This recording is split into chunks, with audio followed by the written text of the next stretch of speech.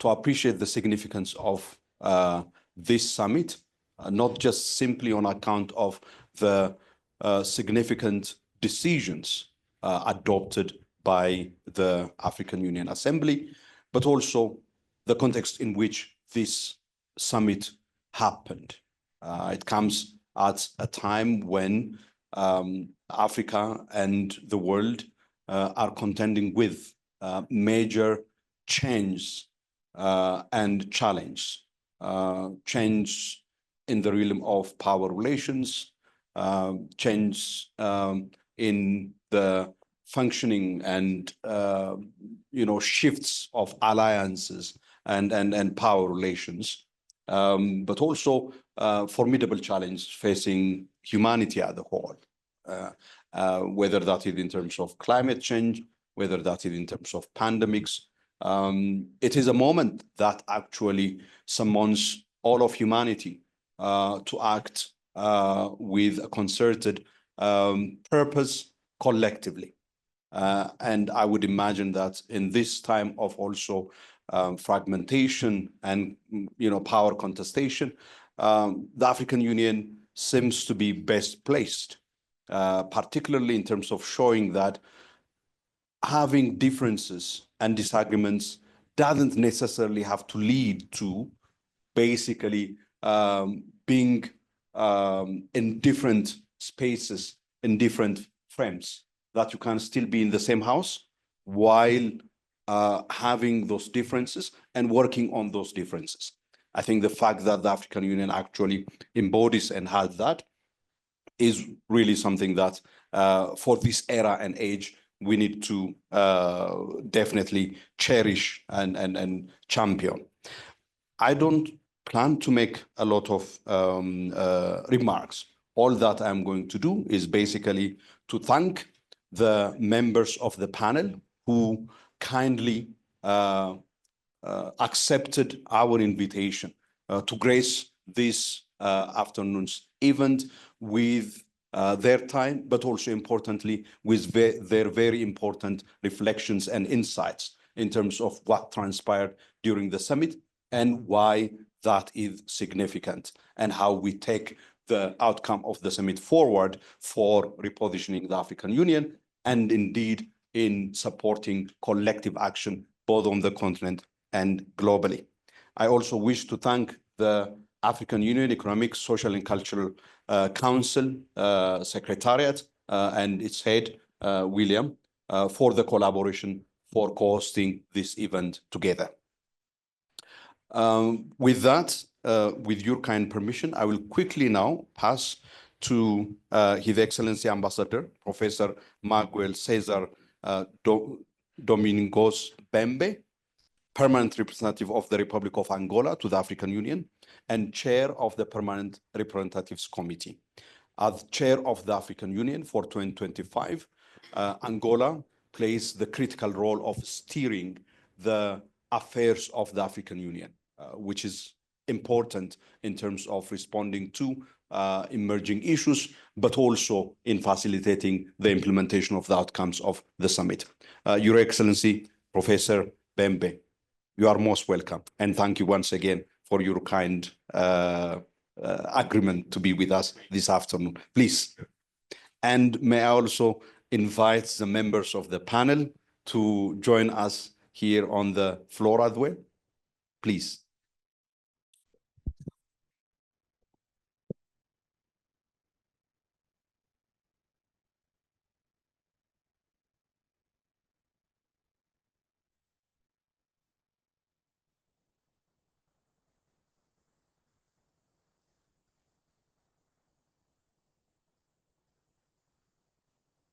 Change in the program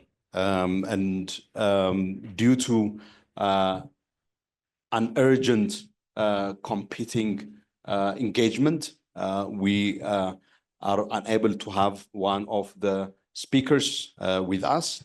We will be proceeding with the remaining speakers. We have received with appreciation from the Mission of Nigeria, And we look forward for continued collaboration with the mission of Nigeria, as we have always been doing, and wish Ambassador all the best as he engages on pressing matters. With that, let me ask Your Excellency, Ambassador, to take the floor, and as you take the floor, to also share your reflections on the outcomes, but also on the role that Angola envisions as chair of the Union. Thank you once again. Thank you.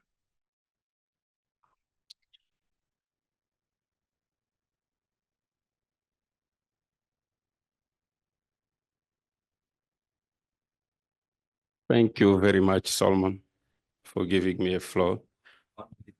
For those who would like to have interpretation equipment, please contact our people. They'll give you interpretation equipment. Yeah, this is very important because my first step will be in French and then the second one in English. So it's very important to have a translation. Je commence par saluer tous les ambassadeurs présents dans cette salle. Mon très cher Solomon, grâce au directeur et fondateur d'Afrique Aman, distingués invités, mesdames et messieurs, tout protocole observé. Tout d'abord, permettez-moi de remercier Amani Africa, que nous considérons une organisation très puissante, pour son aimable invitation à participer à cet important dialogue politique africain en ma qualité de président du comité des représentants permanents de l'Union africaine. C'est en effet avec un grand honneur et une profonde satisfaction que nous saisissons cette opportunité pour réfléchir ensemble non seulement aux réalisations récentes accomplies par l'Union africaine dans le cadre des 38e sessions ordinaires de la conférence des chefs d'État et de gouvernement de l'Union africaine, mais aussi à son évolution continue et efficace. Il ne fait aucun doute que l'un des principaux résultats de la conférence de l'Union africaine susmentionnée, qui s'est tenue le 15 et le 16 février, a été l'élection des nouveaux présidents de la Commission, son Excellence Mohamed Ali Youssouf, et de la nouvelle vice-présidente de la Commission, son Excellence Madame Selma Malika Haddadi. En outre, nous devons souligner les quatre des 6 commissaires qui composent la nouvelle haute direction de notre organisation continentale ont été élus pour un mandat de 4 ans. Il s'agit là d'un accomplissement majeur car il démontre que l'Union africaine a réussi une fois de plus à mener à bien un processus électoral rigoureux, transparent et inclusif, au terme duquel les mérites, la compétence et la connaissance approfondie des rouages de notre organisation sont sortis vainqueurs.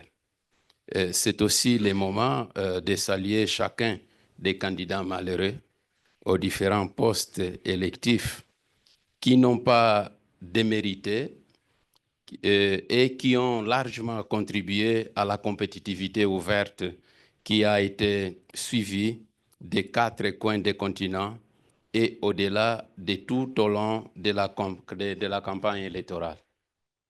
Cet exercice salutaire, dans lequel ils se sont brillamment illustrés, contribue au développement continu de la démocratisation et de la professionnalisation de notre Union africaine.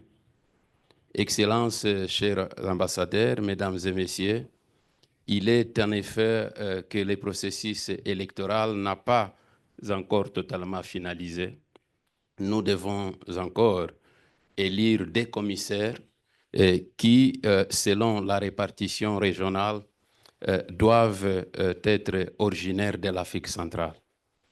Nous espérons donc que cet exercice sera achevé au plus tard le 15 avril, lors d'une session extraordinaire du Conseil exécutif, conformément à la décision adoptée à ce sujet par la 38e session ordinaire de la Conférence de l'Union africaine. Cependant, pour ceux qui ont été récemment élus et qui doivent prendre leurs fonctions très prochainement, le moment est venu de s'attacher ou de s'atteler à la tâche et de travailler sérieusement. Au niveau interne, une attention particulière doit être accordée à la bureaucratie excessive qui rend la machine lourde et non viable, mais aussi à la nécessité de trouver un mécanisme créatif pour contraindre les États membres et la Commission elle-même à respecter la mise en œuvre effective des décisions prises par l'organe suprême de notre Union, ainsi que par les autres organes compétents. La nécessité d'améliorer l'organisation interne de l'Union africaine nous conduit inévitablement à l'extrême urgence de doter notre organisation d'un nombre suffisant de cadres expressifs en matière de compétences et placés à des postes appropriés avec l'obligation de rendement. Cet objectif ne peut être atteint, chers frères, qu'en finalisant les processus d'audit et évaluation des compétences très connus par SACRA, dont le niveau président et la vice-présidente de la commission en ont assurément la maîtrise, compte tenu de leurs fonctions antérieures. Excellences, comme nous le savons tous, le continent africain représente plus d'un quart des voix au niveau international, notamment au sein des Nations Unies. Nous avons l'obligation de tirer parti de cet avantage comparatif en renforçant les mécanismes qui nous permettront de consolider notre présence sur la scène internationale. À cet effet, il est de notre devoir d'exercer toute notre influence de manière déterminée et coordonnée en vue de construire une nouvelle architecture financière internationale où notre continent sera vu, entendu et considéré à sa juste valeur, c'est-à-dire comme un acteur important qui ne peut plus être marginalisé dans le contexte des relations internationales modernes.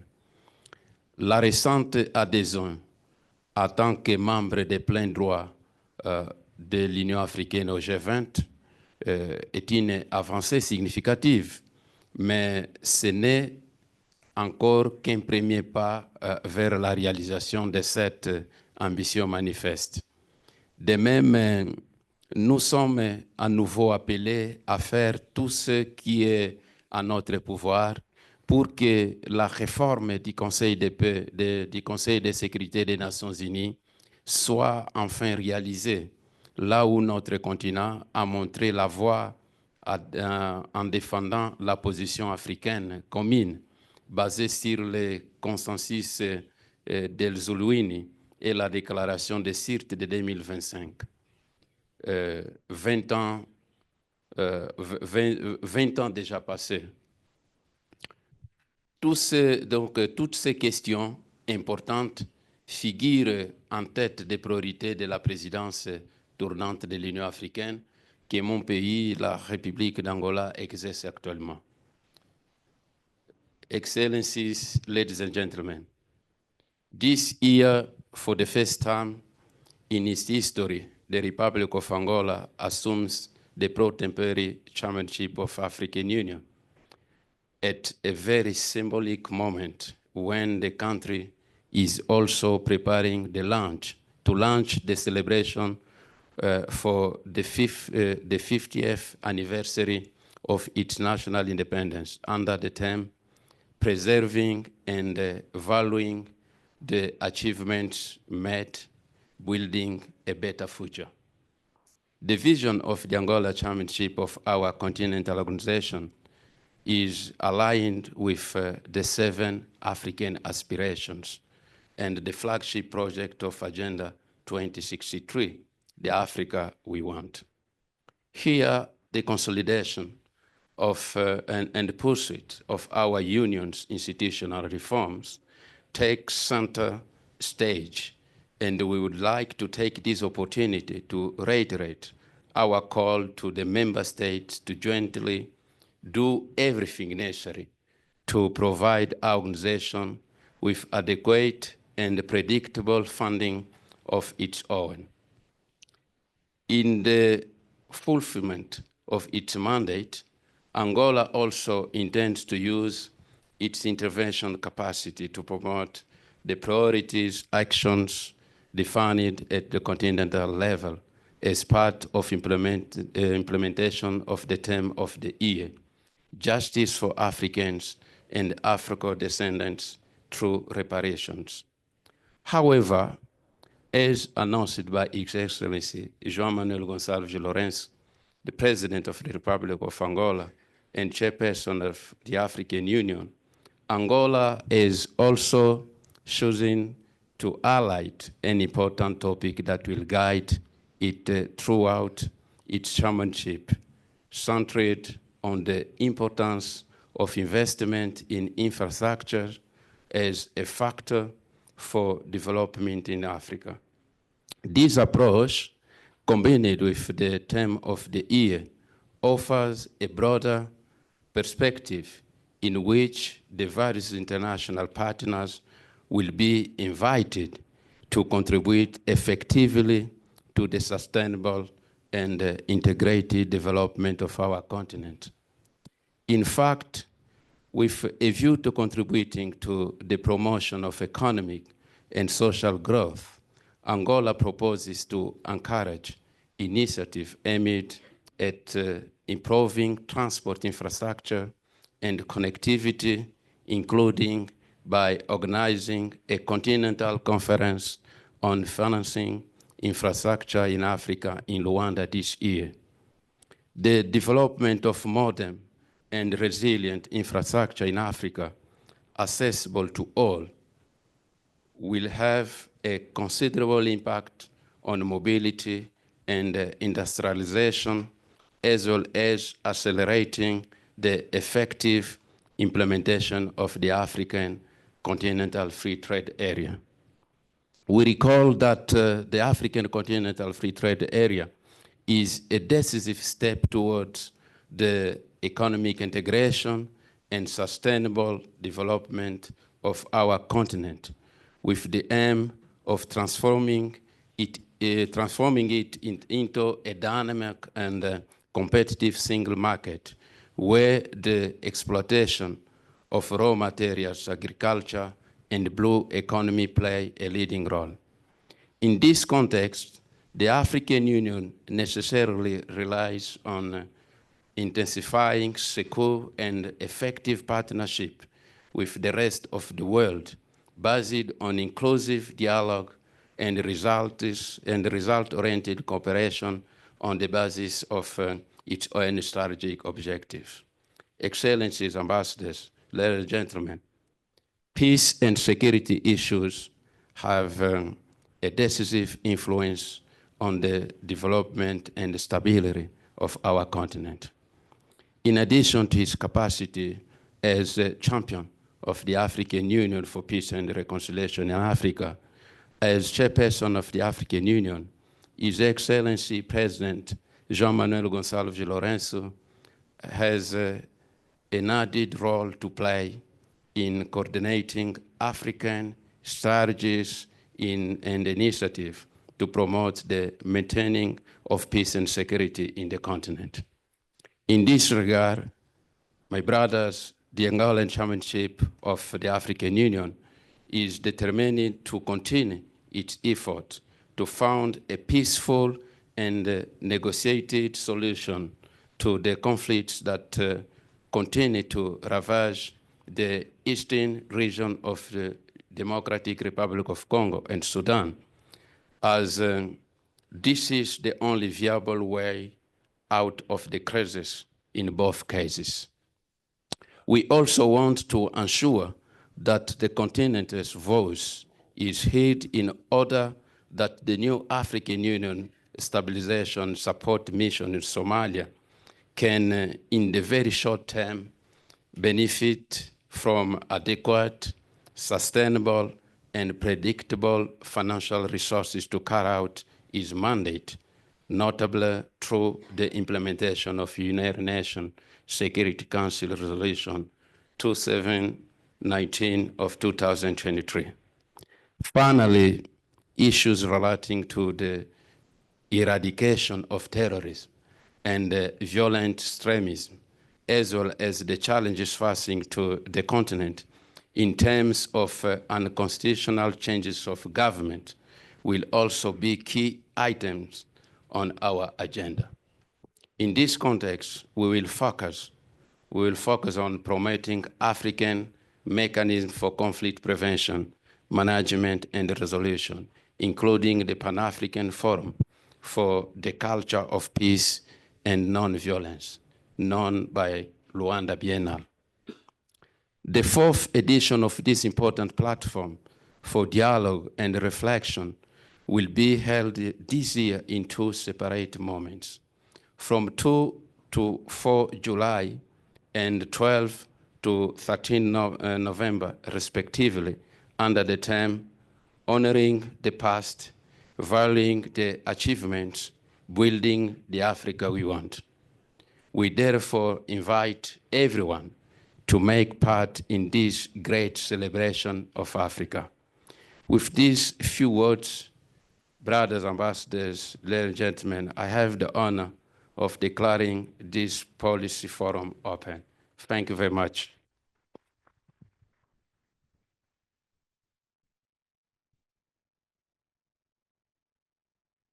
Thank you so much, Ambassador, for sharing your reflections on some of the key highlights of the 38th Ordinary Session of the Assembly, but also your reflections on the vision of Angola as chair of the Union. You highlighted a key aspect on financing of infrastructure in Africa as a key catalyst for development, regional integration, and advancing the SAFTA, which is actually critical in the context of the theme of the year as well. You made reference to some of the major peace and security issues. Of course, the Constitutive Act of the African Union makes it clear that without peace and security, the continent can't pursue effectively and meaningfully its objective of regional integration and development. And during the course of the summit, the Republic of Equatorial Guinea, as chair of the Peace and Security Council for February, was responsible to submit the activities of the Peace and Security Council and its report on the state of peace and security in Africa. But it was also on the sidelines of the summit that Equatorial Guinea also hosted a summit-level meeting on two of the most pressing peace and security files on the African Union agenda, that of the conflict in Eastern DRC and the one that is raging in Sudan. I have therefore the pleasure of welcoming His Excellency Ambassador Ntumu Ivuna, Permanent Representative of Equatorial Guinea to the African Union and Chair of the PSC. Ambassador, most welcome.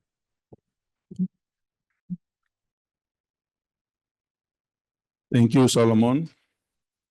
I also wanted to copy what my brother, Ambassador Bembe, did, but since there's no Spanish, I wanted to segment my speech into Spanish and English, but there is no Spanish, so I'll just do it in English.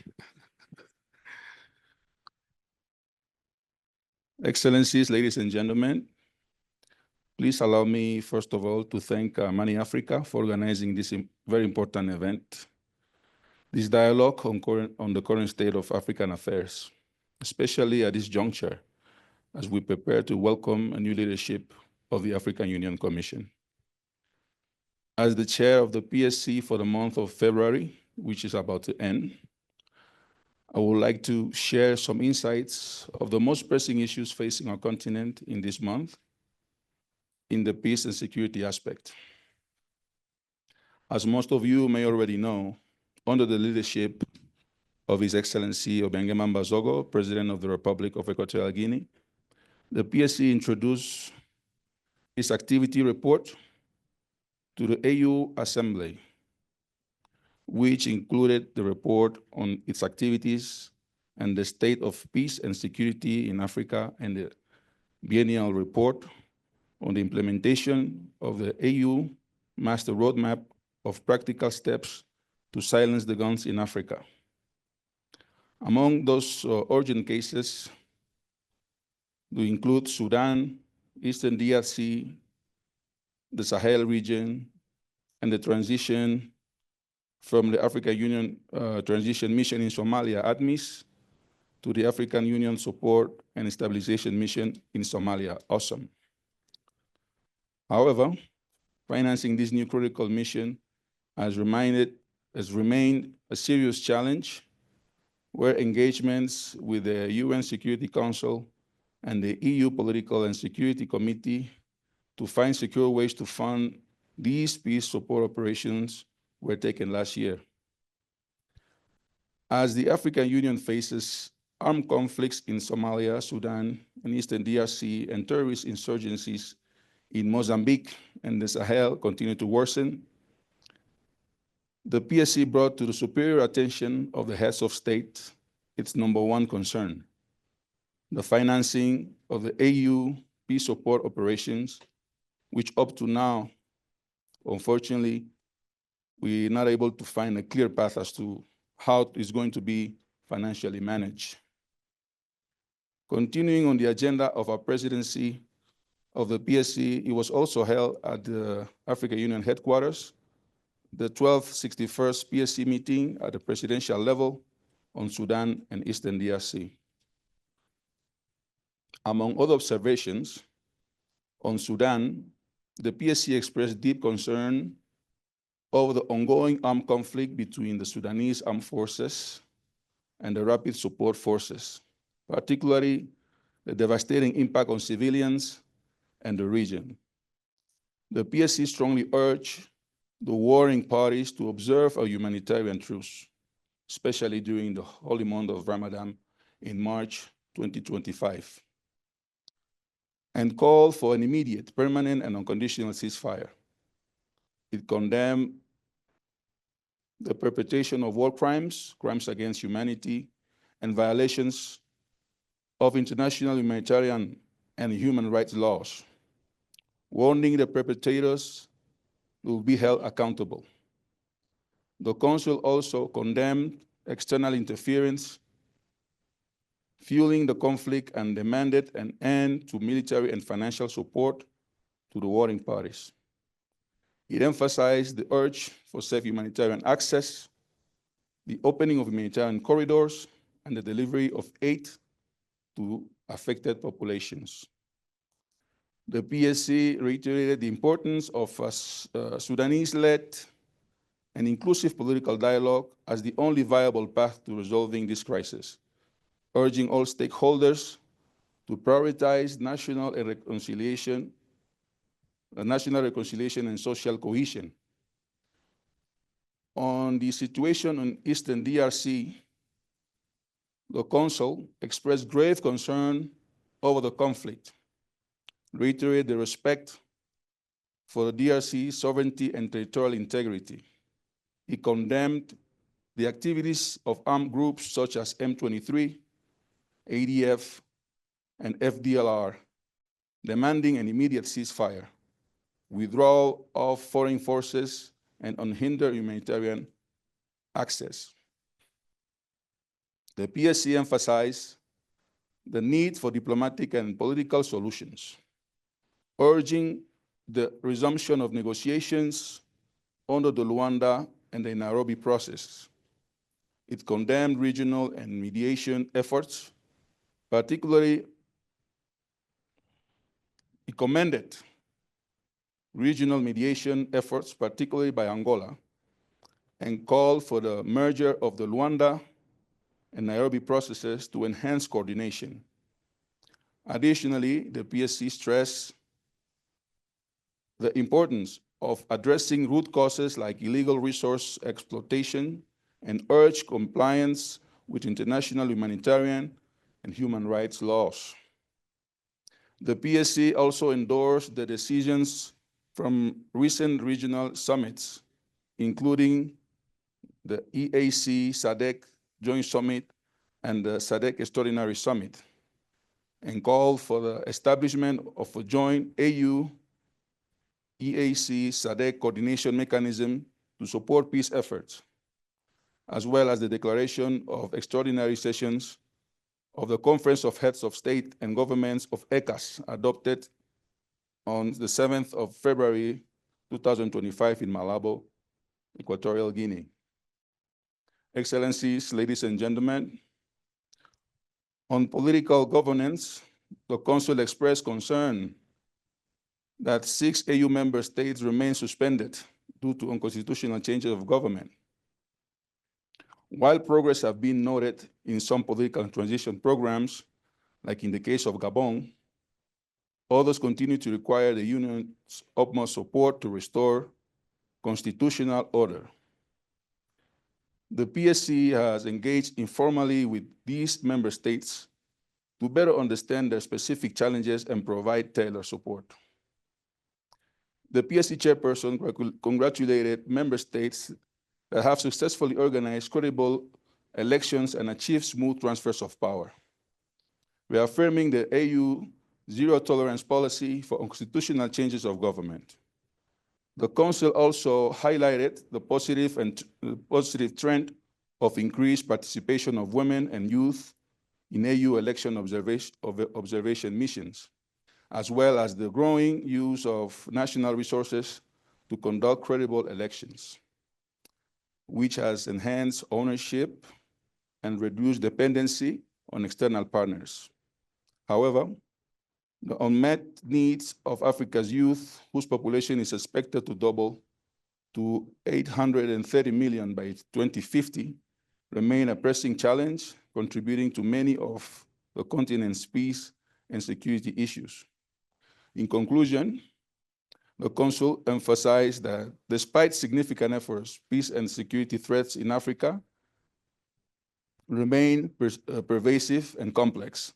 These include the proliferation of illicit weapons, terrorist and non-state armed groups, protracted political transitions, illegal exploitation of mineral resources, geopolitical rivalry, and foreign interference. With only 5 years remaining to achieve the goals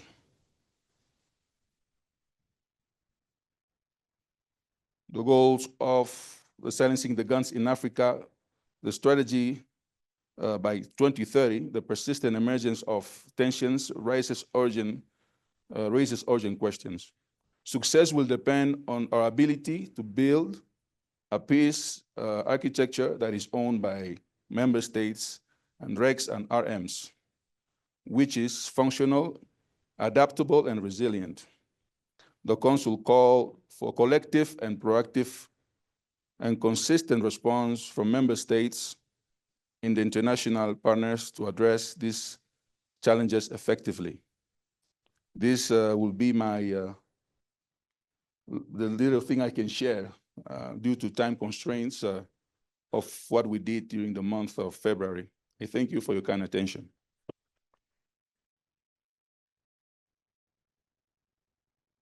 Thank you very much, Ambassador, for your kind reflections on the peace and security dimension of what transpired during Equatorial Guinea's chairship of the Peace and Security Council, but also in the context of the African Union Assembly session.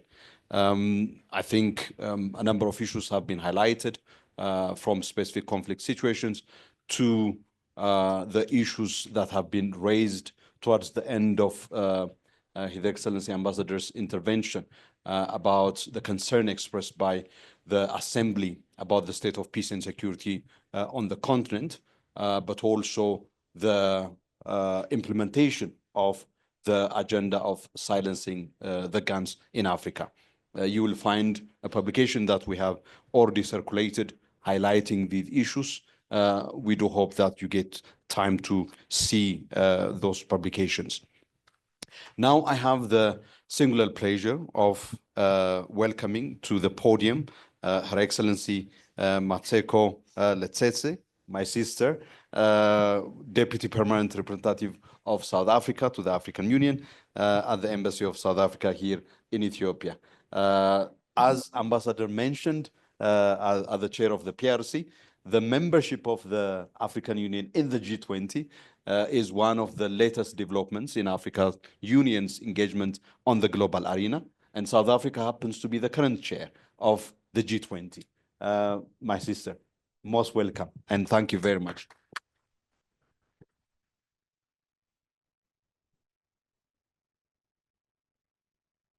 Solomon, I've known you now for almost 3 years. My surname is Litsie, and the Basutus will not take kindly to that. Apology accepted. Distinguished guests, esteemed colleagues, fellow panelists, program director, it is an honor to join you today at this vital policy dialogue. This forum convened to discuss the outcomes of the 38th African Union Summit.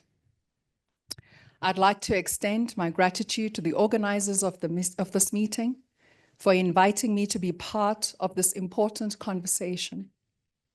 As we gather here, we are reminded of our shared commitment to advancing the collective aspirations of our continent, particularly the outcomes of the summit. And one of those key outcomes, in my opinion, historic moments from the summit were the successful elections of the new senior leadership of the AU Commission. Program Director, it is no secret that this summit was hugely anticipated by both member states and citizens of the continent and outside the continent because of these elections. The significance of these elections was amplified because they were not taking place in a vacuum, but were located within a particular framework in the life of the Union.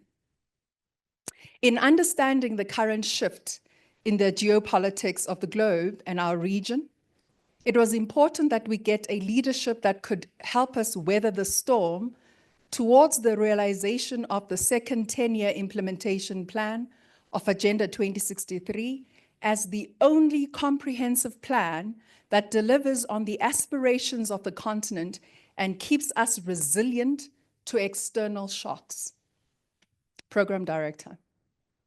This is why the most significant lesson about this past summit was witnessing the collective resolve of member states to see the Union function in a way it is supposed to. From the onset, there was a consistent push from the majority of the member states for the elections to actually take place. The common understanding was that the Union deserved a leadership that could take it forward, most critical being the election of the chairperson and deputy chairperson. A key component to this process was collectively encouraging member states not to withhold their votes, thus preventing a 2/3 majority. It was important to highlight how that could be detrimental to the future of the Union. It was clear that the consequences of being unable to undertake these elections would have paralyzed the Union. Not only would it have involved more costs, but it would have also halted and disrupted the decision-making processes within the Commission. Perhaps one of the key moments that truly depicted this and became an important lesson was the election for the AU Peace and Security Council, which had taken place a few days prior during the Executive Council session. It showed us the dangers of withholding the 2/3 majority vote, subsequently halting the appointment of a member from the northern region to the Peace and Security Council.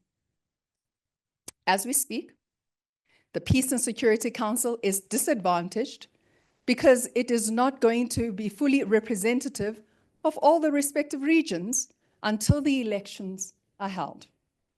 Colleagues, I think there was maturity that was witnessed amongst member states which bore credence to the values of this union towards integration, collective decision-making, and a resolve towards building and strengthening the union. We had recently witnessed what could go wrong. There was a critical lesson to be learned. Should there be a front runner in the race, at least this is what South Africa was purporting, there is a clear indication that this is the direction of the union, that the union is moving, irrespective of whether it's your preferred candidate or not. There should be a collective decision and agreement that the union should not be rendered dysfunctional.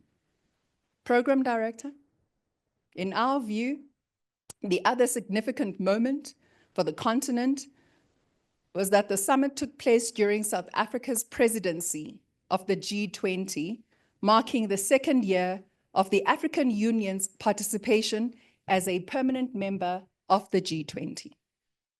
It is for the first time that Africa holds the G20 presidency, and we believe that we must leverage this moment to drive global governance reforms that align with Africa's development agenda. Under the solidarity, equality, and sustainability theme, South Africa prioritizes issues that resonate deeply with our continent's needs. These priorities include securing urgent progress on shared goals through a number of priority actions. These include strengthening disaster resilience and response, ensuring debt sustainability for low-income countries, mobilizing finance for a just energy transition, and harnessing critical minerals for inclusive growth and development. These are objectives and essential pillars for accelerating Agenda 2063, our blueprint for Africa's socioeconomic transformation. As we reflect on Agenda 2063, we must recognize the importance of strong institutional leadership and coherent policy implementation. The aspirations outlined in Agenda 2063, particularly Aspiration 7, call for Africa to be strong and influential global partner. The AU and South Africa's permanent membership of the G20 provides a platform to assert our collective voice and advocate for policies that address the aspirations of Agenda 2063, the Africa we want. In line with the participation modalities and identified priorities, the new leadership of the African Union Commission should strengthen Africa's position within the G20, ensure meaningful participation, and ensure that the continent's voice is heard in global decision-making. Ladies and gentlemen, South Africa has established 3 task forces during its G20 presidency, focusing on inclusive and economic growth, food security, and artificial intelligence. This underscores our commitment to fostering an environment where no one is left behind. These initiatives will facilitate discussions that resonate not only within the G20, but also across our nations, aligning the AU's second 10-year implementation plan.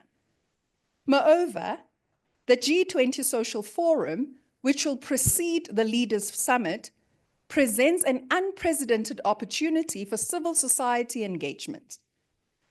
By bringing together diverse voices, we aim to ensure that the perspectives of our citizens are reflected in the decisions made at the highest level of global governance. Esteemed colleagues, We must approach this presidency with unity and purpose as we move forward. South Africa's permanent membership and the African Union's elevation to a permanent member of the G20 are testament to our collective strength. We must capitalize on this status to advocate for a more equitable global system that prioritizes the needs and aspirations of the global South. Let us reaffirm our commitment to working together, ensuring that Africa's interests are represented and prioritized in the G20 discussions. As we engage with our global partners, remember that our strength lies in our unity and shared vision for a prosperous and inclusive Africa. Asante san.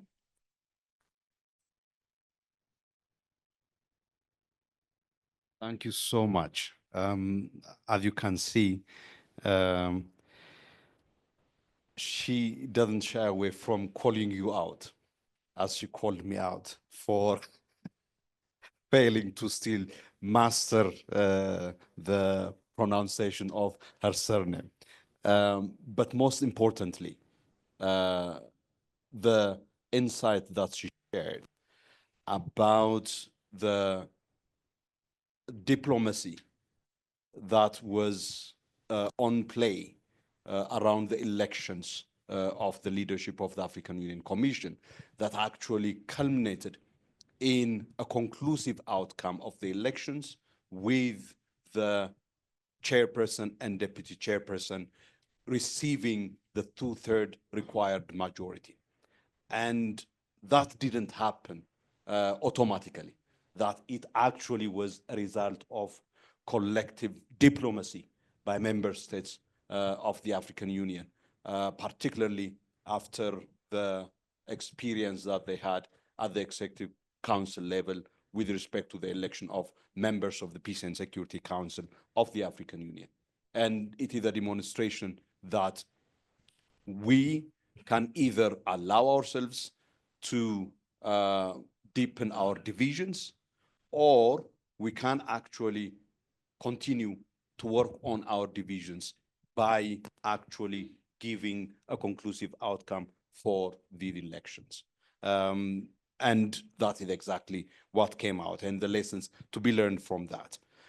And with respect to Africa's place and role in the global arena, with South Africa's chairship of the G20 and the elevation of the African Unions to a permanent member of the G20, the point about how to leverage this chairship of the G20 for actually achieving some of the objectives of the African Union, including through the reform of the multilateral system as it relates to the development aspirations of the continent.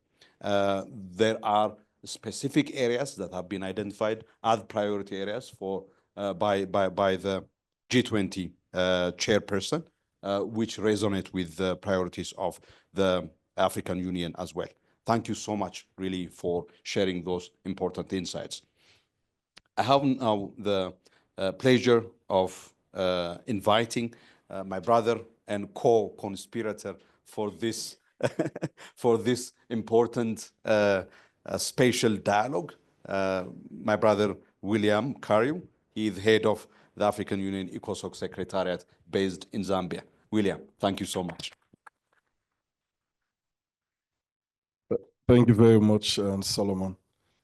And Excellency, let me don't fall victim like Solomon. I will not attempt to mention names, but I will just recognize the excellencies on this high table. I don't want to find myself in a problem like Solomon. But good afternoon, colleagues and members from civil society and international development agencies and embassies and missions that are present. This is indeed a very important dialogue. For me, it is imperative that we take note of the current situation that a continent is experiencing. And this is one that I refer to as a critical moment that is confronted with numerous challenges. And some of these challenges have been articulated by our distinguished ambassadors who have spoken before me. It is a practical reality that we need to revive our failing economy. And as a result of that, the need for economic revitalization is very critical. From the presentation, it is also critical that the issue of environmental sustainability is an issue that our current leadership has to confront with. And therefore, our natural resources require urgent attention to ensure that there is preservation for future generations. There are also issues related to infrastructure development. And we cannot talk about development when the necessary infrastructures are not there. And therefore, it is vital for us to look at it in fostering growth, and more fundamentally, in the era of digitalization, the aspect of connectivity. There is the aspect of social health and education. Our health and education system, which is very essential for the well-being of our citizens. These are realities that the leadership has to face.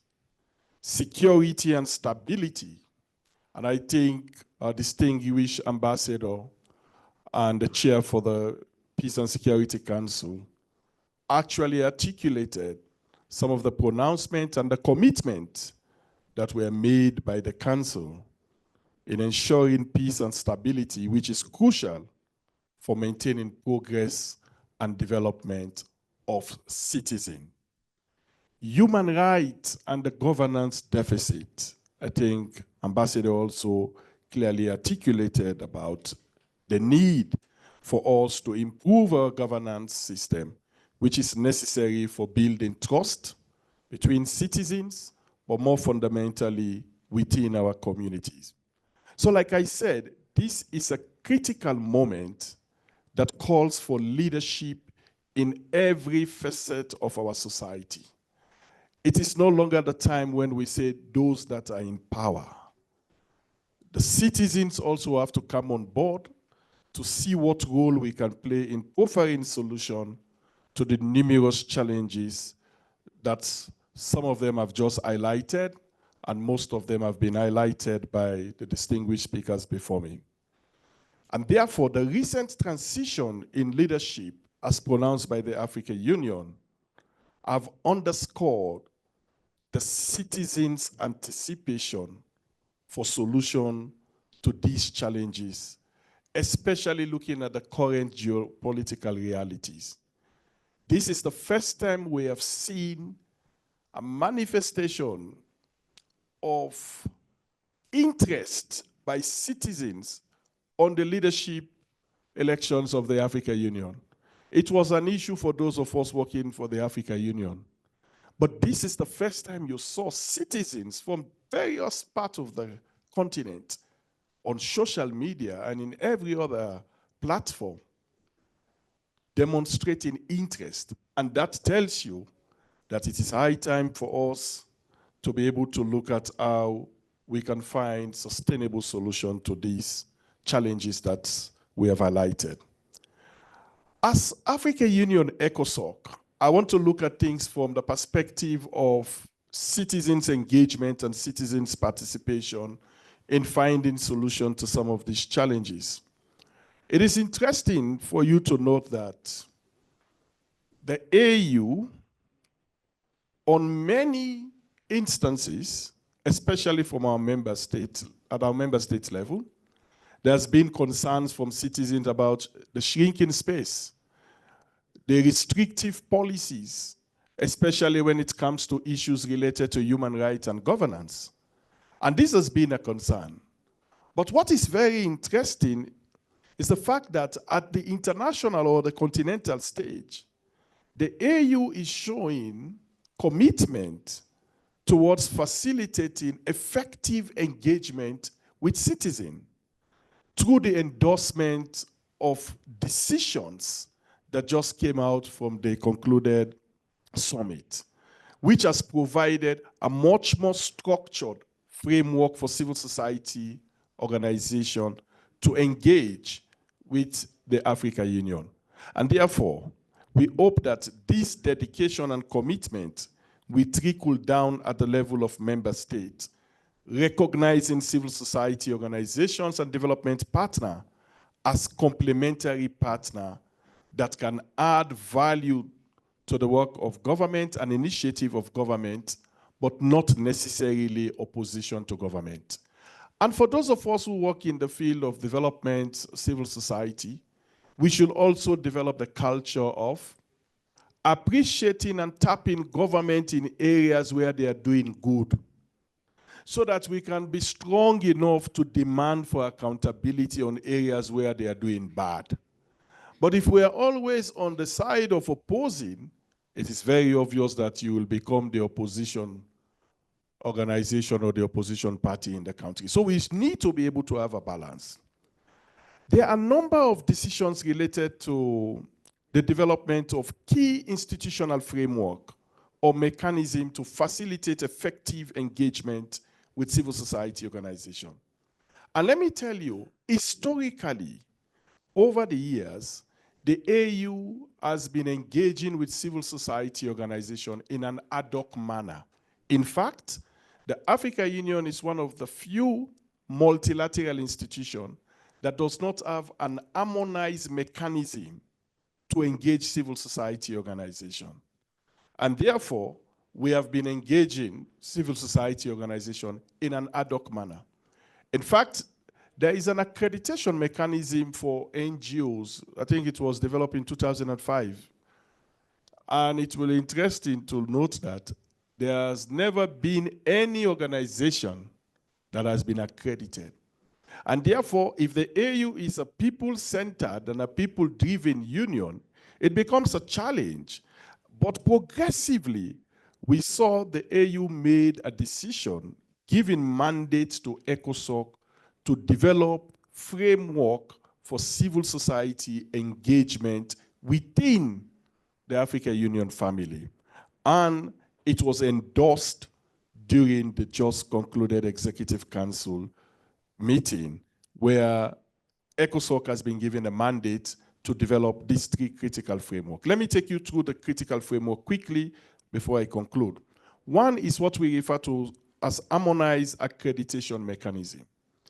We want to have a platform and a mechanism to accredit civil society organizations and development partners so that they can be able to interface with the African Union and contribute into policies and programs of the AU. We want to create this platform so that you can be able to help the African Union as citizens to proffer solutions to the challenges that we are confronted with. I always say the African Union cannot be the African Union without the people. The African Union will only be the A without you. You makes the African Union become the AU. So if we don't recognize the role of citizen, we don't recognize the significant contribution of citizen, then the African Union will only remain the A and will not have the U. So the accreditation mechanism will give an opportunity for organizations to be able to add value into the work of the African Union in terms of accredited status that they will have, especially at consultative level, where you will be able to bring technical input into the programs and policies of the African Union. And then secondly, at the observer level, where you can attend high-level meetings and also able to make pronouncements on critical issues that actually affect the continent. The second framework which the AU adopted or endorsed is the ECOSOC National Chapter Framework. And let me explain to you, the implementation of Agenda 2063, there is a bit of a disconnect. It is a continental blueprint. We have been advocating that we should ensure at country level our national development plan. We see how we can ensure that we get align our national development plan with SDGs and Agenda 2063. Civil society organization in Africa, when we develop programs, we align our programs to the SDGs. But the question I want to ask you, how many of you align your program to the Africa Union Agenda 2063? That when I am developing or implementing this activity, it's geared towards the attainment of aspiration 1. We don't. So even us as members of the civil society fraternity, we fail to take ownership of our own continental blueprint. And then it becomes a challenge for us to be able to practically implement it. So the national framework will provide a mechanism at the constituency level for you to be able to provide feedback. And then lastly, I can see Solomon is on my case, the diaspora framework. And we all know that the African Union considered the diaspora as the 6th region, and especially this year when we're implementing the AU theme of the year, the role of the diaspora becomes significant. So the AU has also endorsed the diaspora framework as a mechanism for us to be able to ensure that the diaspora play a critical role and participate in the affairs of the African Union. There are many other decisions, but in the interest of time, I will not go into it. But areas related to peace and security, elections, like Ambassador was saying, free movement, the AU has pronounced itself and create space for citizens to be able to play a significant role. And therefore, as I conclude, I want to say, as citizens, as organizations, as civil society, let us be part of the solution. This is the time we need to be able to interface with our political leaders so that together we can find solution to the numerous challenges that we are confronted with. Let me don't commit further prime. Let me hand over to Solomon. Thank you very much.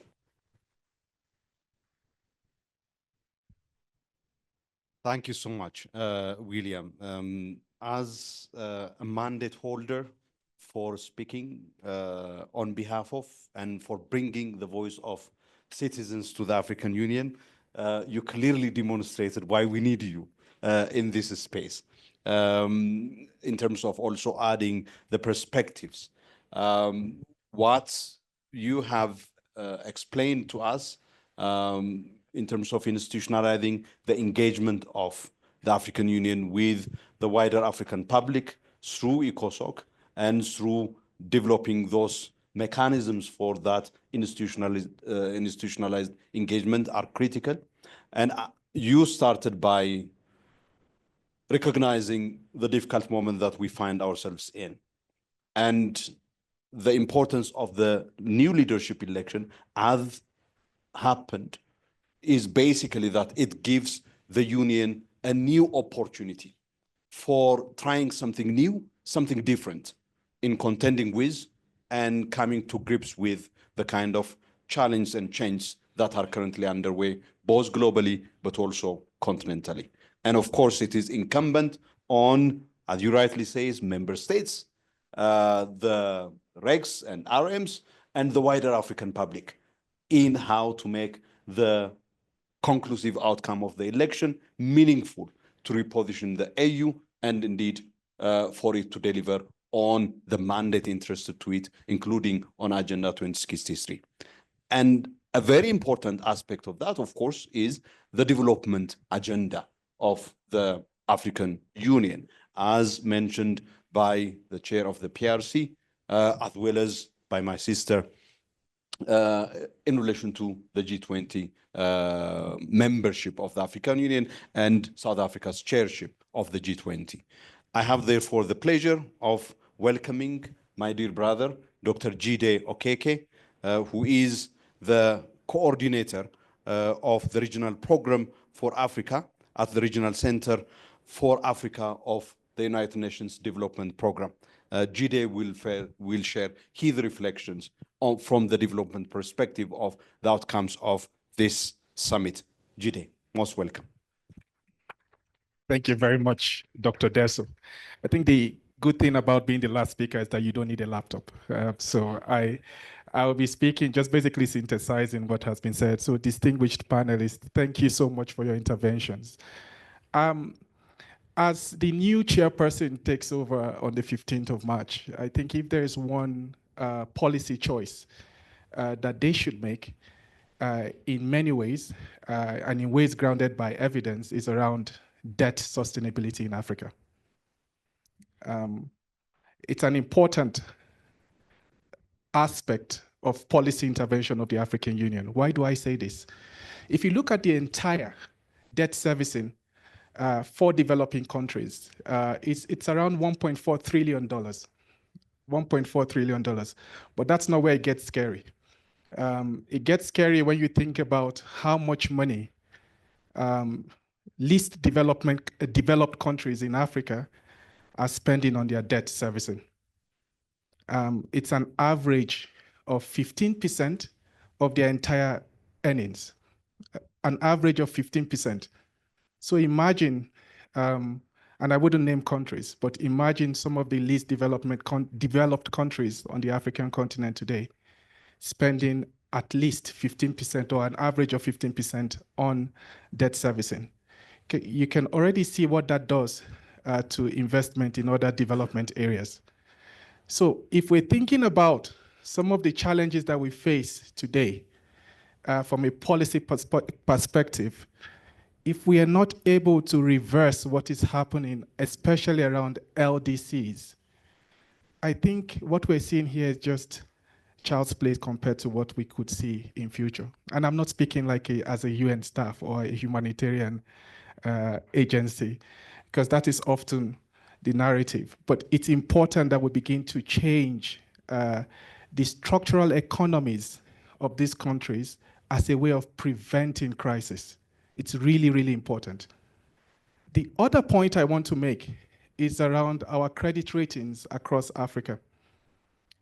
None of our 55 AU member states today, none of them can be categorized as low risk.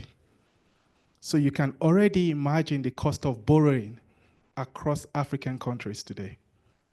So there's a huge responsibility on the part of the new leadership. And I'm so glad that there's a coincidence between South Africa and Angola on this panel, because it means that we can begin to think about something and what we can do about it. And I think in terms of policy choice, it's really important for us to have a comprehensive review of our debt relief initiative. I think, and in order for us to do that, I want to identify 4 recommendations that we should take on board. The first recommendation is exactly what I've said. I happened to attend a side event on the Alliance of African Multilateral Financial Institutions during the summit, which was led by Ghana. And I think there's an important opportunity for domestic resource mobilization. Domestic resource mobilization by African financial institutions. I think that is really important going forward. I think the second policy recommendation, which could be considered by the new leadership, is the full operationalization of the Africa Credit Ratings Agency. And here I'm not talking about creating a parallel structure to the international credit rating agencies. No, but we really need our own methodologies as checks and balances and as a way of promoting advocacy around how some of these international credit rating agencies tend to initiate or implement their methodologies on the African continent. I think it's really an important point to make. My last point is that I think through the G20, and I'm glad that Ambassador Mateko mentioned that there is a tax team around inclusive growth. I think through the G20, there has to be an urgent choice to be made when it comes to how we help least developed countries on the African continent in terms of their debt servicing. I would leave my case there, but just to reinforce that debt sustainability in many ways should be a main preoccupation of the new leadership. Thank you so much.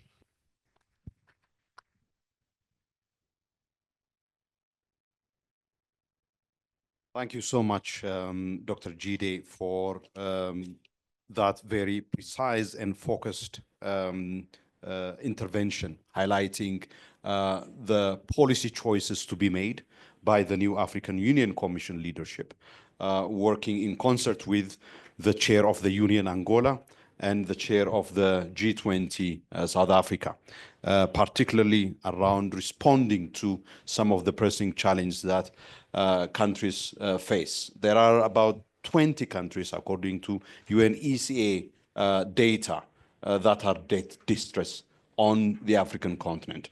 Some of these countries have become actually, they are sending out more money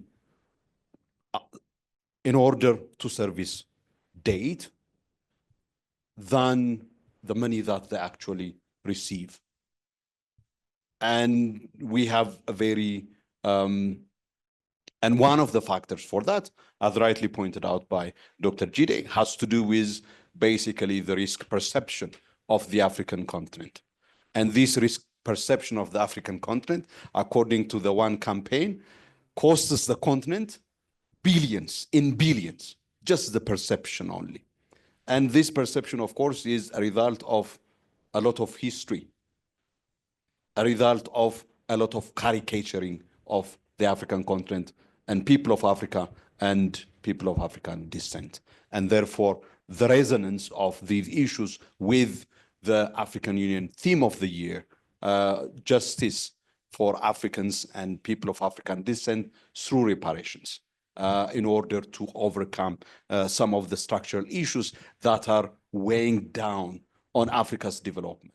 And indeed, this is a continent that is endowed with rich human, cultural, and natural resources, from enormous arable land that can feed not just the continent, but also other parts of the world, to the critical minerals that would place the continent on a pole position in terms of the new technologies of green technologies that the world is currently pursuing and advocating for. With that, I would like now to open the floor for reflections from the House. I think there are a number of issues that have been put on the table, what this moment means in the light of the decisions that have been adopted by the African Union Assembly, including the election of the new membership. As Ambassador and Professor Bembe rightly pointed out, it's actually the result shows the kind of qualifications and the kind of leadership that the Africa wanted to have in order to meet the demands of this particular moment, both in terms of knowledge, diplomatic experience for navigating the challenging waters of this era. And of course, the implementation issues that have been raised, from peace and security to citizens' engagement, and indeed the policy choices that need and would have to be made by the new leadership. The floor is yours, please. Ambassador Matata, representing our regional economic communities. Most welcome. Thank you very much, moderator. I would like just to make really two comments. The first one is to congratulate the panel. I think they are all professors. I admired their presentations and mostly the coherence among them. And for me, I think you have set the tone how to implement one of the recommendations of the AU reform. I think what you have said is a very good agenda for the next summit. So please, since you are ambassadors, can you help to set the agenda as precise and coherent as you have just talked? That's my first observation. My second observation is what I have also seen during this summit. And I'm glad, Jide, you mentioned that. I think we are in an environment where there are cuts of aid everywhere, right? I think this is very clear today. And many scholars, many personalities during some of the side events, especially the one on alliance of African institutions, was to say, let us focus on domestic resource mobilization. So I wish to suggest the Excellency Ambassador of Angola that the conference on financing investing in infrastructure really gives a lot of room to our financial institutions. I'm not saying that we are not engaging within G20, BRICS, whatever, but I think it will be a very good, no matter how much we get out of it, but at least the message is there. I will stop there. Thank you very much. Very much, Ambassador Matata. Yes, I see. And then I'll come to you, Sam. Yes. Greetings, distinguished guests. My name is Dr. Angela Sales. I represent the African Union, African Diaspora, 6th Region High Council. I would like to just give respect to Dr. Beryl Beekman and Dr. Tuminta Kennedy, who is actually in South Africa now at the Pan-African Parliament, sitting of the permanent committees. And thank you to our dear William Carew for speaking on behalf of civil society and the diaspora. My question is, can we, as a diaspora, find a way to partner on the debt relief initiative as part of the diaspora framework that has now been endorsed and approved? We know that some of our greatest minds, both native diasporan and historical diasporan, are abroad.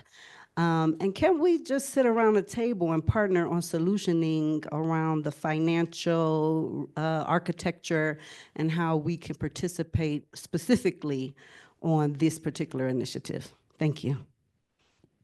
So much. Thank you so much. And thanks to all our panelists. My name is Mapwe Samuel Victor. I'm a Nigerian. The reality is that we achieved so much during the just concluded summit and executive council section. And maybe I should also add the PRC section where the ambassadors got their hands dirty working to prepare the other two levels of engagement. Some of us may not have really participated in the negotiations, but we were there on the background, following activities as they were unfolding. And I think that one of the good things we achieved this time was electing a bureau that will lead us, headed by the man we know as our champion for peace. Hopefully that peace will rub off on a couple of things on the continent within this very year. And that is very important for us because there is no development without peace, and there is no peace without development. So we do hope that there will be cooperation among the bureau, and we do see a very carefully selected bureau this time around, and we hope that they will cooperate with the leader to rub off this peace on the rest of us. The team, of course, was the best, I think, at this time, talking about reparation for people of Africa to heal the historical injustice and pain that we have endured. But it's not just about the physical pain that we see. My brother here, Jide, talked about the debt. And debt is one of those pains that come with, call it colonialism or the transatlantic slave trade, or every other thing that is hanging out in between that. And it's something that we should prioritize and hope that all of us, and in particular the civil society now, will advocate and ensure that we achieve something with this particular team. It shouldn't just be team on the paper. I'm glad that my friend and colleague, Mateko, already mentioned something about the election that happened. There is a palpable fear that if we are not very careful, we'll see the promised land, but we'll never enter there just because of geopolitics that exist. So the new leadership, we do hope, will begin to mend the walls that clearly exist so that we'll never have a situation where countries will rise and make sure that we don't have the quorum, the legitimate number required in the PSC to make it continue to function the way it's functioning.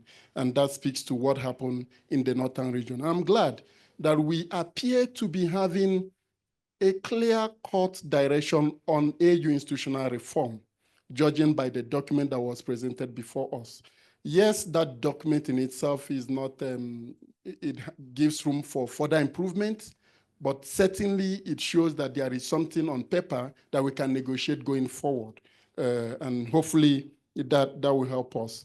I will not talk about the PSC, the various decisions taken by the PSC, but I will recall that there was a presentation that was made on the end of year reports by the outgoing leadership. I do hope we'll get our hands around it and read and see the successes that they recorded during their time, and hopefully a few failures that could be turned around by the incoming administration.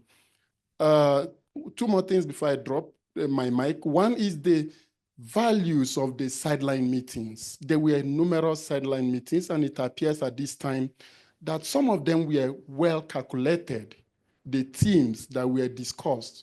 The outcome of those discussions is a different ballgame, but the themes that were presented for discussion were well calculated. I said outcome because we have instances, and that is synonymous with diplomacy as it is at the moment, where all of us will draft our statements and come to listen to the panelists, and we don't know what they are going to say. And sometimes the outcome doesn't really appear to be exactly what we expect. On what the new administration should focus on, I would mention within the context of domestic resource mobilization, combating illicit financial flows in all its forms and dimensions.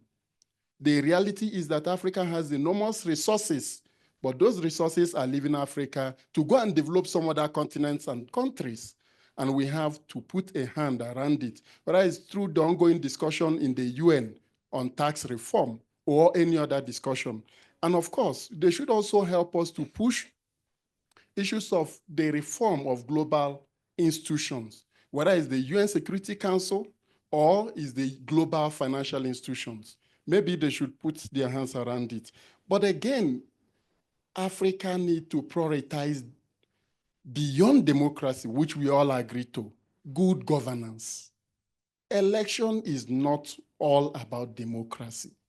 There are several indications that we all just do elections and then we never really focus on the good governance dimension. So that is one area that I do hope that they will also help us. And then on our integration, whether it's the AFCFTA or working on the free movement protocol, just find a way to help us integrate.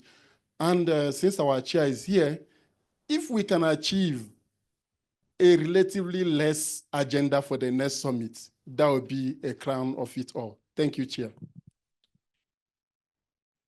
Sam, I think you have put together a list of priorities that the new leadership need to focus on with respect to the institutional reform of the AU. Your last point about having very focused agenda for the summit was one of those priority institutional reform agenda that was presented by the current champion of the institutional reform of the African Union, His Excellency President William Ruto of Kenya. I think there are indeed some issues to flag and to deal with from that as well. Let me give the floor. Okay, let me have one at the end. Let me go to the back. And then I'll come back to the members of the panel for their reflections, and then we'll have another round. Oui, félicitations aux panélistes. Je suis Jean Junken, numéro 2, ambassade du Cameroun. Oui, le mandat de l'Angola à la tête de l'Union africaine suscite à nos yeux de grands espoirs, car avant, le président Manuel González Lourenço était déjà champion de l'Union africaine pour la paix et la réconciliation. Il hérite d'une Union africaine dont le diagnostic n'est pas reluisant, comme l'a dit le président Moussa Faki lui-même, le président de la Commission, mais nous fondons beaucoup d'espoir quant à son leadership. Il a bien commencé, notamment avec l'élection qui était très, très difficile du président et du nouveau président de la commission. Je suis d'accord avec le collègue Mateko de l'Afrique du Sud pour dire qu'on craignait que les candidats ne puissent pas avoir le 2/3, mais que l'on soit arrivé à cela, cela veut dire que son mandat commence, que le début de son mandat est de bon augure. Oui, nous soutiendrons les élus dans la réalisation de leur mandat qui correspondent à leur vision et lesquels coïncident avec les priorités de l'Union africaine. Mais également, les nouveaux élus doivent s'efforcer de conquérir les suffrages des 16 pays qui ne leur ont pas donné leur voix, ce qui n'est pas facile. Donc, c'est un engagement qu'ils doivent prendre dès le premier jour de leur mandat. Nous sommes d'accord avec l'Afrique du Sud pour dire que l'exigence des deux voix, c'était très, très redoutable parce que les candidats étaient au coude à coude. Nous félicitons l'Afrique du Sud pour son approche panafricaniste de son mandat à la tête du G20.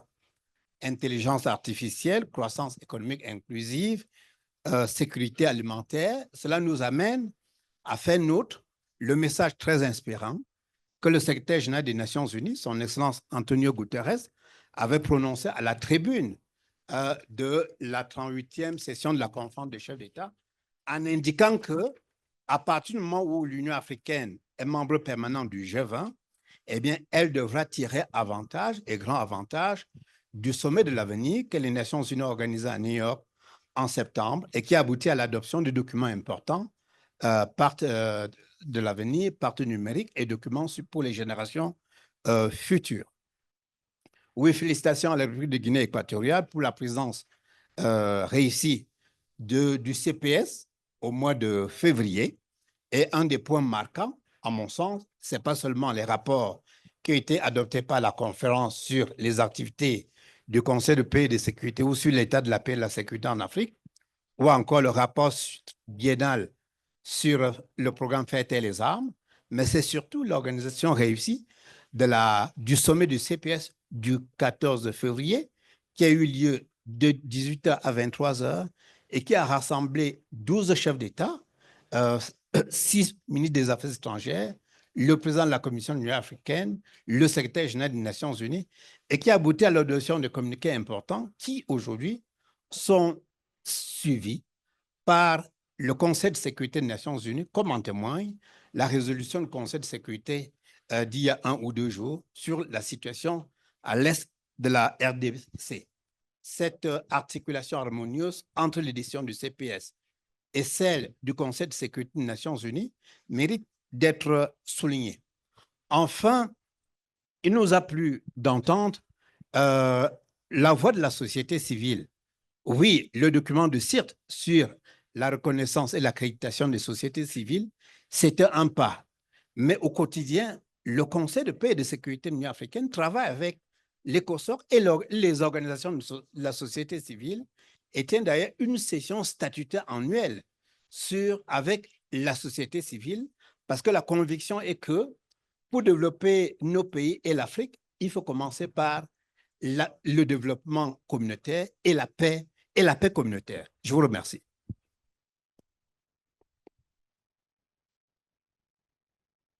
Merci beaucoup, Dr. Jean. Dr. Jean is from the Permanent Mission of Cameroon to the African Union. Let me get back to members of the panel for their feedback on the reflections from the floor, which clearly raised specific issues on pressing questions. Let me start with you, Chair, as some of the questions were directed. Oui, merci beaucoup. Je pense qu'il y a plusieurs questions qui ont été posées. Toutes les questions sont pertinentes. Je ne pense pas que nous serons à mesure, à hauteur. Les réponses seront à hauteur des questions posées. Mais ce que nous pouvons dire, par exemple, il y a les questions qui ont été posées dans le cadre des financements, des infrastructures, la question des mobilisations des ressources dans notre continent. Et surtout, mon frère a bien souligné la nécessité de penser d'abord sur la possibilité, les mécanismes africains avant même des partenaires. Donc là, vous êtes en train de soulever une question chère pour nous-mêmes en tant que président en exercice de l'Union africaine. Donc ce n'est pas par hasard que nous avons, que l'Angola a proposé comme ce que nous pouvons appeler thème de son mandat, cette question de financement des infrastructures. Je pense que c'est là parmi les grands défis que nous avons au niveau de notre continent. Mais naturellement que je suis avec vous sur votre pensée, parce que nous pensons que vraiment l'Afrique a des moyens pour financer ses propres infrastructures. C'est vrai que nous sommes dans un monde interdépendant. Nous avons besoin de notre partenaire, la nécessité des appuis d'ici par là, mais vraiment, en tant qu'acteurs, nous devons être à mesure tout d'abord de compter par nous-mêmes. Mais je pense que les modèles aussi de développement dans notre continent doivent être repensés d'une manière vraiment approfondie. Parce que si vous pouvez remarquer, même au niveau de nos pays, lorsque nous parlons de développement, c'est toujours au niveau des capitales. Hein. Donc nous n'avons pas une vision interdépendante, une vision globale de nos pays. Lorsque nous parlons des pays, nous parlons des capitales. Je pense que c'est là où il faut commencer. Nous avons, sans faire la publicité de aucun pays, je ne citerai aucun pays, mais nous avons l'exemple de plusieurs pays qui ont pu développer par leurs propres efforts, tout d'abord, en commençant par certaines contributions qui ont été données par leurs propres peuples, citoyens. Donc c'est là qu'il faut commencer lorsque nous parlons de panafricanisme. Le panafricanisme doit commencer par nous-mêmes au niveau de nos pays. C'est-à-dire que nous ne pouvons pas attendre la mobilisation, même le développement au niveau des infrastructures continentales, au niveau de notre continent, si nos pays, donc les États membres même, l'Union africaine, ne sont pas à mesure de développer leur propre pays. Donc, c'est pourquoi que j'ai toujours dit que lorsque nous parlons des organisations continentales, notre Union africaine, donc on ne peut pas attendre des miracles au niveau de l'Union africaine, mais les miracles doivent commencer même au niveau des États membres de l'Union africaine. C'est là où que les choses doivent commencer. Donc, je peux vous assurer que l'Afrique a des moyens.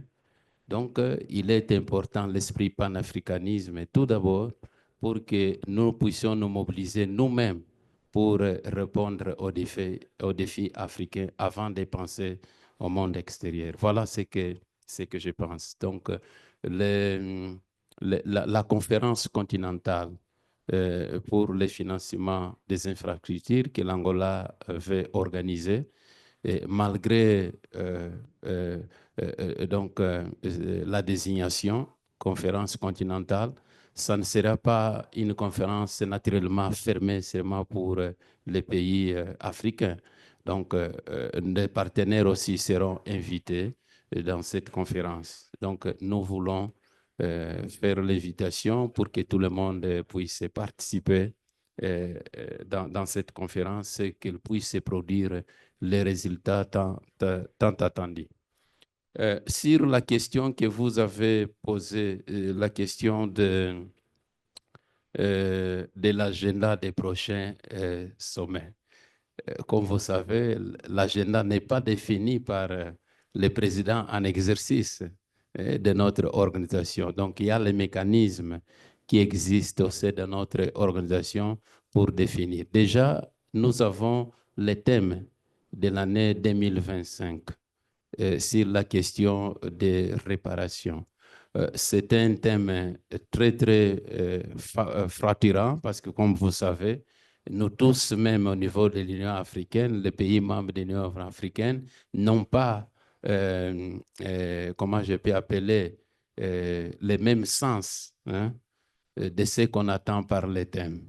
Par exemple, je peux vous assurer que pour nous, lorsque nous parlons de réparation, nous pensons qu'on peut le faire à travers, par exemple, le financement, la coopération productive qui peut exister entre donc les pays dont on parle et plus aussi le continent africain.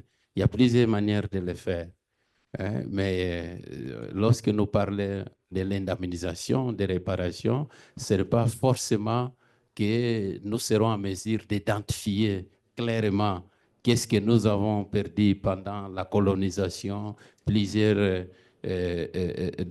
problèmes que nous avons connus au passé. Ce n'est pas possible d'identifier.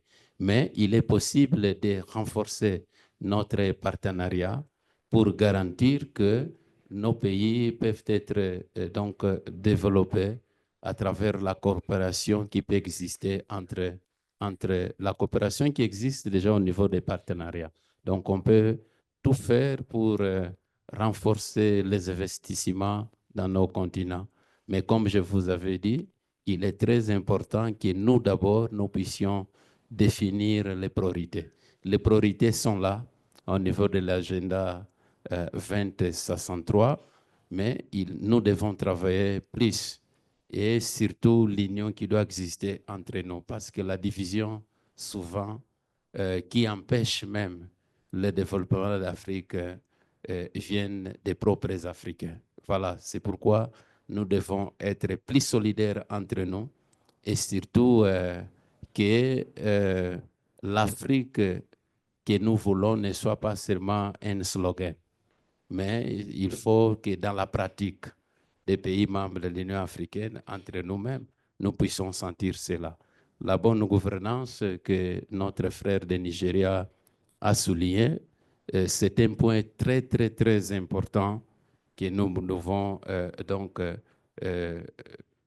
devons considérer comme un thème prioritaire. Donc, il est très important que nos leaders, les leaders africains, puissent penser d'abord aux citoyens et surtout contribuer pour le développement des pays. Donc, penser aux nouvelles générations. Voilà ce que je peux dire. La question des sociétés civiles, des diasporas, c'est un pays cher aussi à nous. Vous savez, l'Angola, je pense en 2020, 2019, a organisé un grand événement aux États-Unis sur la question des afro-descendants.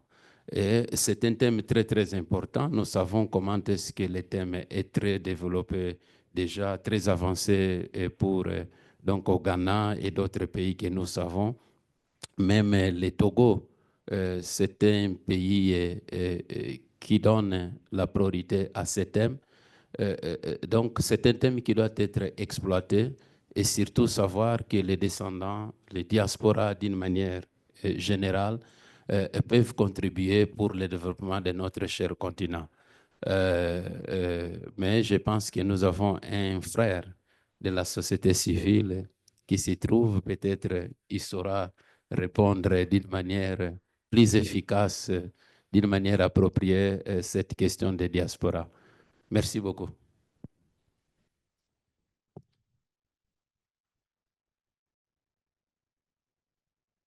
Yes, I would like to thank the observations of a brother from Nigeria and a brother from Cameroon.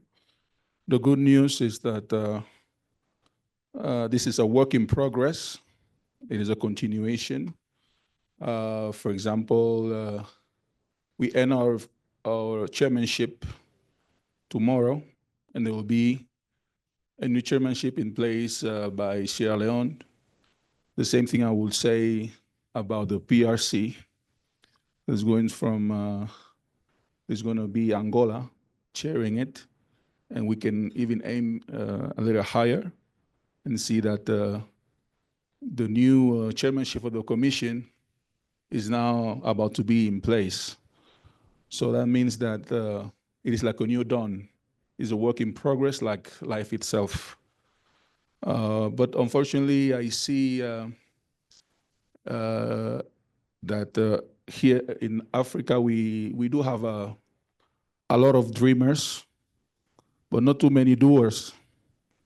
So I think we already have mechanisms in place to fight these conflicts that are affecting us. We have a lot of literature, many communiques, but I think we need people that are willing, ready, and able to go in, and we need to double our efforts in leadership. And like my brother here said, the Africa, the union, the people, the you, I will say. So we have examples of countries that have been in the past, unfortunately had tragedies. I like to mention Angola. We have to learn, we have to get consult and really listen to how we can best. We need to team up and double down efforts in order to achieve long-lasting peace and say never again. In regards to my dear sister from the diaspora, I think that the diaspora is the sixth region of the African Union, so by default, it must be in the table. I think sometimes there is a perception issue. We don't know much about each other. I'm talking about our populations. So I think it is very important to bring more awareness. Our governments and the governments of the diaspora, particularly in the Americas, to know more about each other other than what is shown on TV.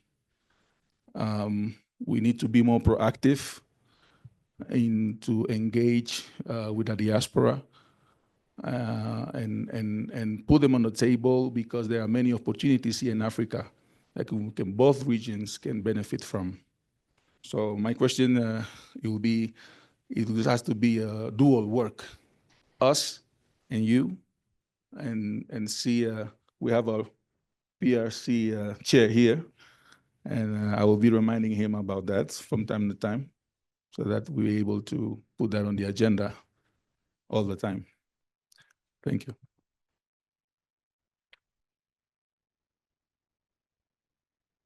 Thank you very much to everyone who's taken the floor to reflect, mainly give comments on the discussions that took place this afternoon.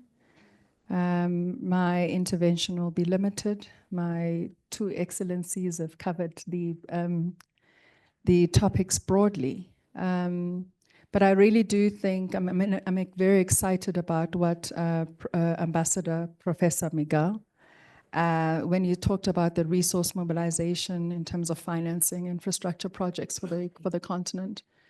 It is exciting because I think coming from the elections, I think it's now public knowledge that the new commissioner for infrastructure and energy, Ms. Lerato Matabuche, a 45-year-old, is the one that will be heading this commission. From this conversation, I know that is one of the key elements that we will also just express to her as something that she should do, to work very closely with the chair of the PRC to realize this particular summit. So we're excited about that. Of course, even relating to peace and security in the continent and some of the resource mobilization that is linked to that, I think there needs to be some kind of synchronization that happens as we mobilize resources. Because even in peace and security, we do have an initiative of the African Union going to various countries, trying to speak to African business people to get them on board in terms of getting the necessary financial resources to bring about the peace that we want towards silencing the guns. And I think the key message, I mean, to all of us, and I think when you look at what is happening globally, we actually have to look within. There is no other time than the present to look within. Everybody is, and nothing stops the continent from also looking within.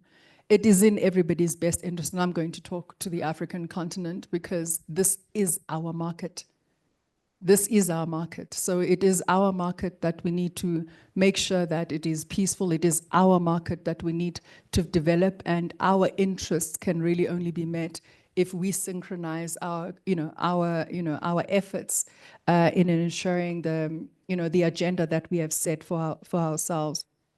I'm very excited about the synergies, I mean, in terms of the G20 that have already come about in terms of how South Africa is working with the task force that has been identified at the African Union, just to ensure that we hold each other's hands and we make sure that our priorities and projects are aligned.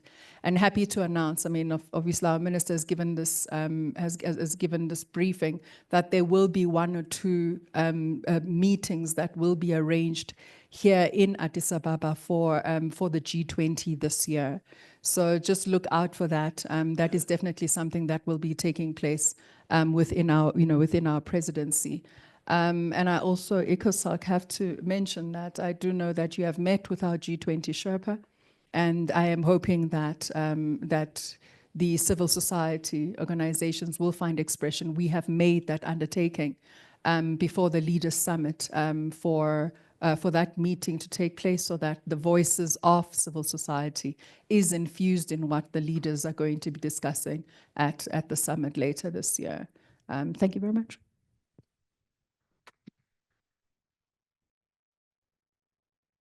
Yeah, I think everything has already been said and responded to, but then just to respond to my sister, I think what is needed is more of an inclusive and open dialogue approach. Diaspora, citizens, I think it's time for collaboration, it's time for partnership, it's time for open dialogue. And that is what we call for the new leadership, to engage citizens, to engage key stakeholders, so that we are all on the table of decision making and we're able to find solutions to some of the challenges. Thank you. Thank you so much. I think, when I look back, Solomon and I, we did a post-AU summit in 2012 together. I think we need to retire soon. But the point I want to make, 3 things. For the first time, I think there seems to be policy coherence in terms of how we are thinking about peace and we're thinking about development on the African continent.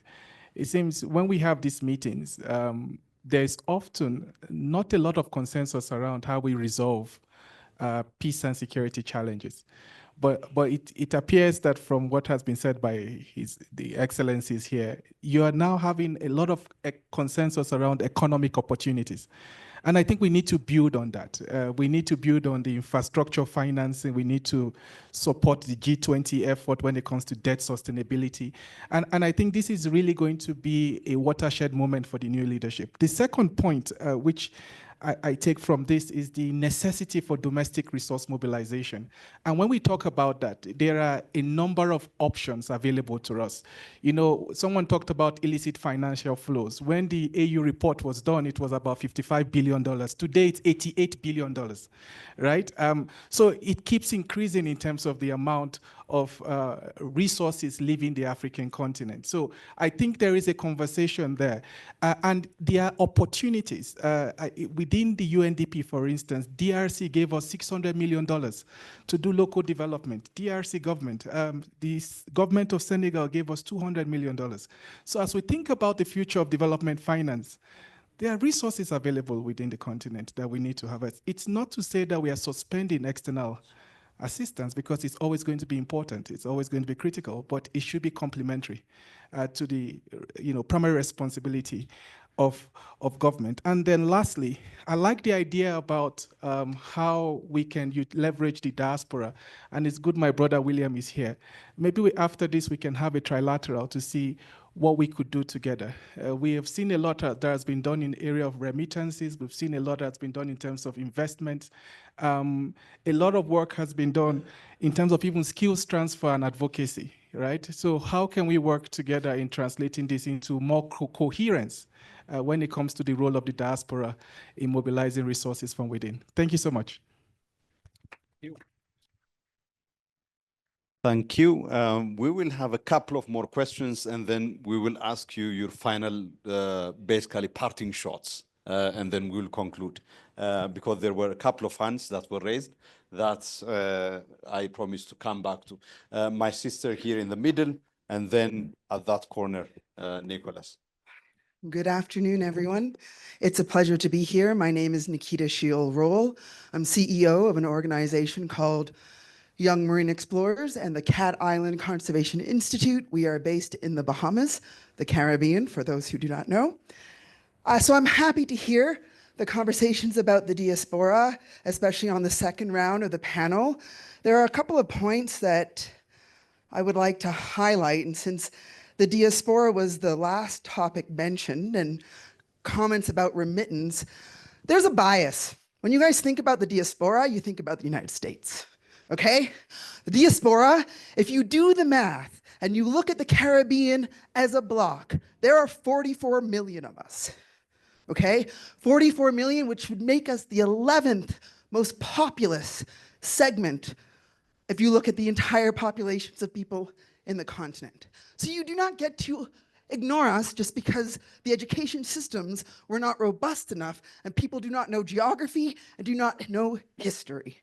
This has been one of the most infuriating realities in my 3 years of doing these circles in the continent is you guys don't see the Caribbean. And so when you say things like remittance, of course, the United States has robust financial systems that have currently are on pause right now, but I just had to spend $300 US to move money from my Bahamian bank account to the bank account here in Ethiopia. That's more money than most people make in a month in this country, right? So the systems must make sense, and money needs to flow with ease and not at cost to us back and forth between. So this is a huge matter that needs to be addressed. Secondly, education. My people, my people, my people. You want to stop war, you must educate the people. We must educate ourselves. We have to unlearn all the colonial madness that was so instilled in our economic systems and the way that we operate, and relearn the histories of the kingdoms that came before. And that is especially important for those of us in the Caribbean who know nothing. 500 years, it's very easy when you're on the continent to think, oh, 67 years of colonization. 1886, the Berlin Conference. Yo, we had 200 years of enslaved Africans that came before, probably even 300, before they decided to chop up the continent. Women, it's probably one of the most depressing things to look at any AU and CARICOM, social media for that matter, because all you see is men. You walk into the AU headquarters, there's all the beautiful faces of all the forefathers. Where are the women? How are we going to bring peace if women are truly not at the table and are not visible? And last but not least, actually two things, the side events. My brother here from Nigeria made a really good point. We had the pleasure of attending a number of the side events, but the question is how much of that information actually trickles into the AU conversations? Are we just like having conversations in silos by ourselves with all these ideas and these frustrations? It's not clear how the outcomes from the myriad of side events actually integrates into conversations that are happening within the AU. Obviously, when it's an event that's tied with ECOSOC, you would assume, but there were a number of events that took place at the sidelines, and we just don't know how that flow goes in. And final point, the theme is reparations. Has anyone heard the theme reparations mentioned at all in today's conversation? And so while there may be indirect ties to what reparations means, and sure, addressing peace and security issues that came about from the Berlin conference and can be linked to that, but we need to be very explicitly clear when we're talking about reparations, what we mean, what that looks like, and for whom. So thank you, and I look forward to it.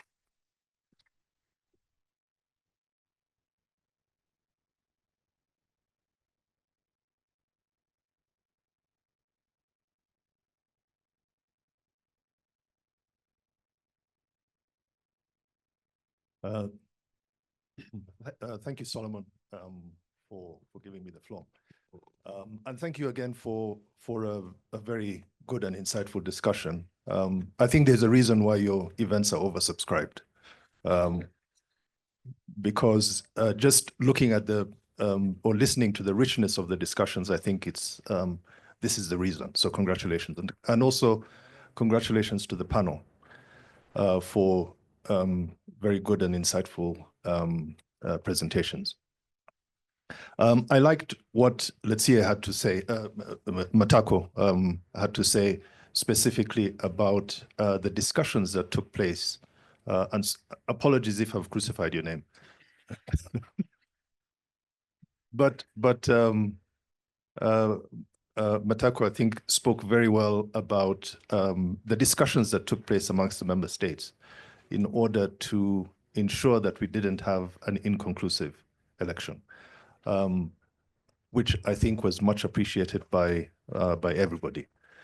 But and perhaps as a result of those discussions, the Office of Legal Counsel issued a report prior to the voting in the Executive Council and the Assembly, in which it offered scenarios and provided guidance to the AU membership on what could be done in the event that any of those elections was inconclusive.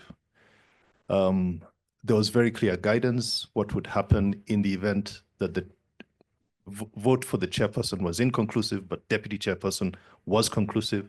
In the event that the chairperson was conclusive, deputy chairperson was inconclusive. So that was very clear. But there was one lacuna, and it was highlighted in the report, which I would like the ambassadors to reflect on and perhaps share their thoughts. And this is the event that both the chairperson and deputy chairperson was inconclusive. The assumption would be that automatically the outgoing leadership would be extended for a few months. But even that report was not entirely unequivocal about what would happen in such a scenario. The report also indicated that there was a need to provide for the membership to provide further clarity to ensure that in the future, should such an and we all hope that it doesn't happen, but should such a scenario take place, there will be very clear guidelines, very clear understanding of what should happen next. So I just wanted to know from the panel, is that discussion going to take place? And what are your thoughts about what the possible solutions could be? Thank you. Thank you so much to both contributors for this one. I would request the members of the panel to also make their concluding thoughts and reflections. A number of issues have been raised touching on the priorities of the African Union relating to resource mobilization and financing, issues relating to peace and security, issues relating to Africa's and African Union's engagement and leveraging of the G20 membership, but also importantly, these questions that have been raised about representativeness, about participation, questions that have been raised. So, Ambassador, let me start with you again, and then we would conclude with your parting shots as well. Thank you very much, Solomon.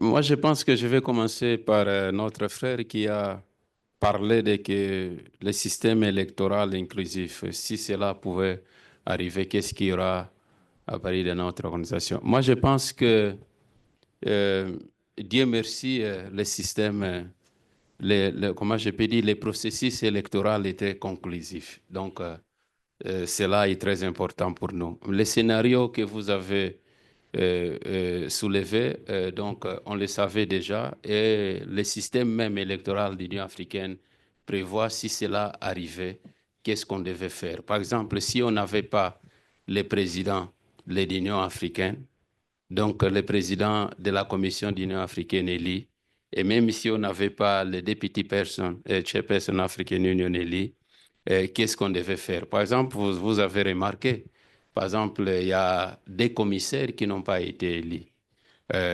Sur cela, il y aura des élections déjà pour ces commissaires. Si on n'avait pas le président de la commission et si on avait les chairperson, deputy chairperson, donc la vice-présidente, donc c'est la vice-présidente qui devait diriger la commission par intérim jusqu'à avoir un président de la commission élu. Voilà ce qui pouvait arriver. Si on n'avait pas ni le président de la commission, ni donc, la vice-présidente de la commission élue, donc les anciens devaient continuer jusqu'à l'élection des nouveaux commissions. Donc le système est protégé. Voilà ce qui pouvait arriver. La question qui a été soulevée par notre sœur, qui parlait que lorsqu'on parle de diaspora, on pense déjà aux États-Unis. Moi, je pense que, par exemple, moi-même, lorsque j'ai parlé, j'avais donné l'exemple de ce que nous avons réalisé nous-mêmes en tant qu'Angola, l'importance que nous avons donnée aux États-Unis. C'est parce que vous connaissez l'histoire. Donc, les premiers Noirs américains, donc les premiers Noirs qui sont allés aux États-Unis sont venus des territoires qu'aujourd'hui on appelle Angola, République d'Angola. Voilà pourquoi que nous avons fait. Mais cela ne veut pas dire que lorsque nous parlons de diaspora, nous pensons déjà aux États-Unis. Vous pouvez même remarquer, d'ailleurs, ma sœur a souligné même l'importance, pourquoi est-ce que les États-Unis sont toujours en premier lieu. C'est compte tenu aussi des capacités de mobilisation des ressources qui existent. C'est pourquoi que vous voyez, par exemple, les Nigériens, les Ghanaïens, tout consort, l'importance qu'ils accordent. Mais vous avez remarqué pendant les sommets, notre sommet, on n'a pas invité quelqu'un qui représente les diasporas des États-Unis pour prendre la parole. Donc, c'est quelqu'un, c'est notre sœur qui représente donc le CARICOM, hein, je pense que c'est CARICOM qu'on appelle, et qui a pris mot pendant l'ouverture. C'est pour voir l'importance que l'Afrique accorde, hein, donc aux Caraïbes. Donc nous savons l'importance, et vous savez, nous avons une déclaration même que nous avons approuvée pendant les sommets sur Haïti. Ce n'est pas pour rien qu'on a fait. Vous savez, c'est reconnu comme les premiers pays, les plus anciens pays républiques, hein, les plus anciens pays donc afro qui existent dans le monde. Donc, ce n'est pas pour rien que vous remarquez la solidarité qui existe entre nous lorsque nous parlons des Caraïbes. Donc, les Caraïbes, ma très chère sœur, est dans les cœurs des Africains parce que nous sommes inséparables. C'est le même sang que nous apportons et vraiment, ça méritera toujours l'attention nécessaire par les Africains. Donc, vous avez parlé de la question de l'éducation. Ma sœur, si vous pouvez, donc, vous pouvez vous souvenir que l'année passée, le thème de l'année était sur l'éducation. Donc, nous savons très bien l'importance de l'éducation. Et si vous pouvez aussi vous souvenir de ce que j'ai parlé, les forums panafricains pour la culture de la paix et donc la culture de la paix et non-violence en Afrique. Lorsque nous parlons de la culture, nous pensons aussi surtout sur la question de l'éducation. Mais l'Afrique, les continents africains et surtout l'Union africaine n'a pas de problème de politique. C'est comme aussi dans nos pays africains. Nous avons de très bonnes stratégies montées, des bonnes politiques développées, donc sur les plans de politiques approuvées. Mais les défis que nous avons, c'est l'implémentation de ces politiques. Donc, l'agenda 2063, là, les 7 aspirations africaines, si vous pouvez revisiter, vous allez voir que vraiment, c'est très bien écrit. Mais la question, c'est l'implémentation de cela.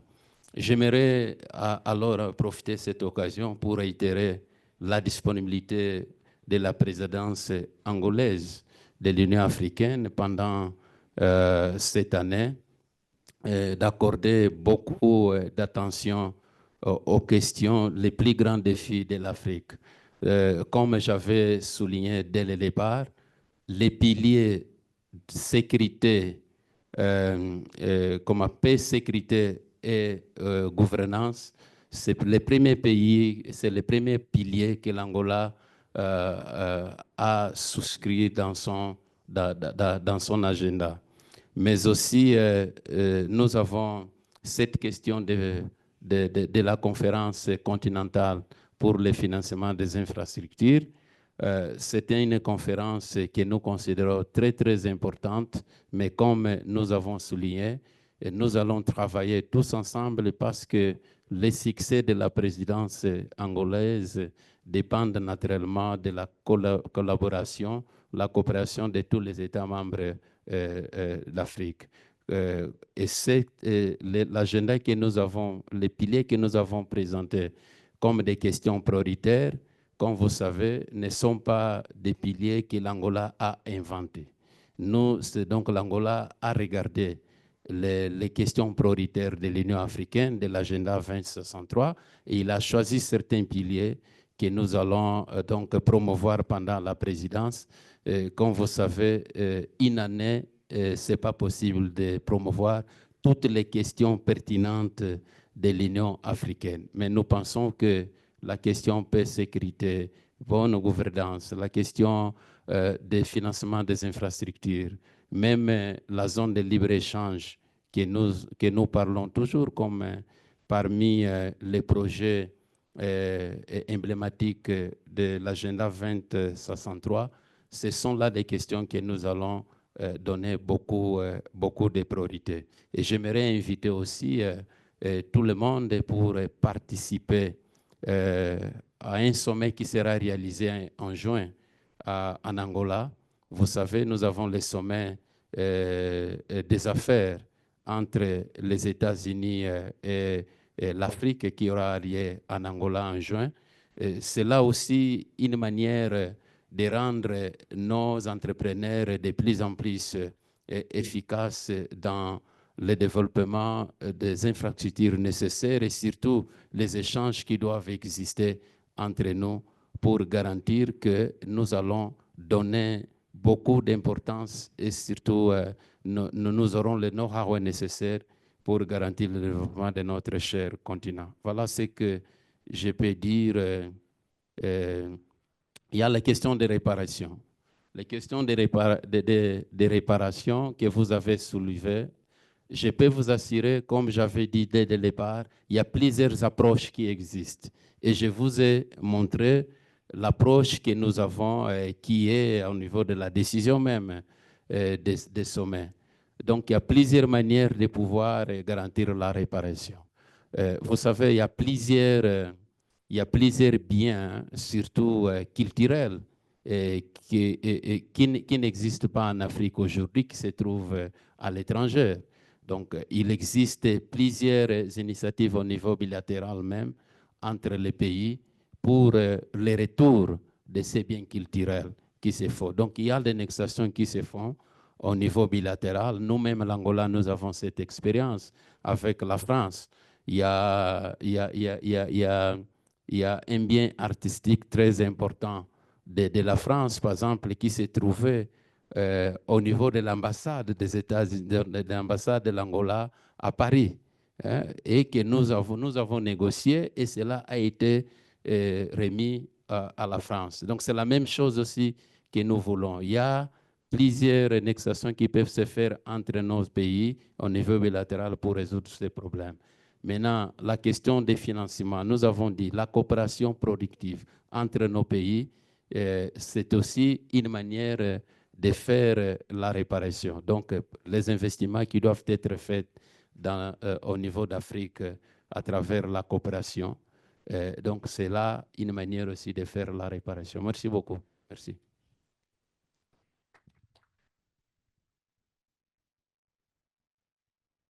That is why he's my namesake.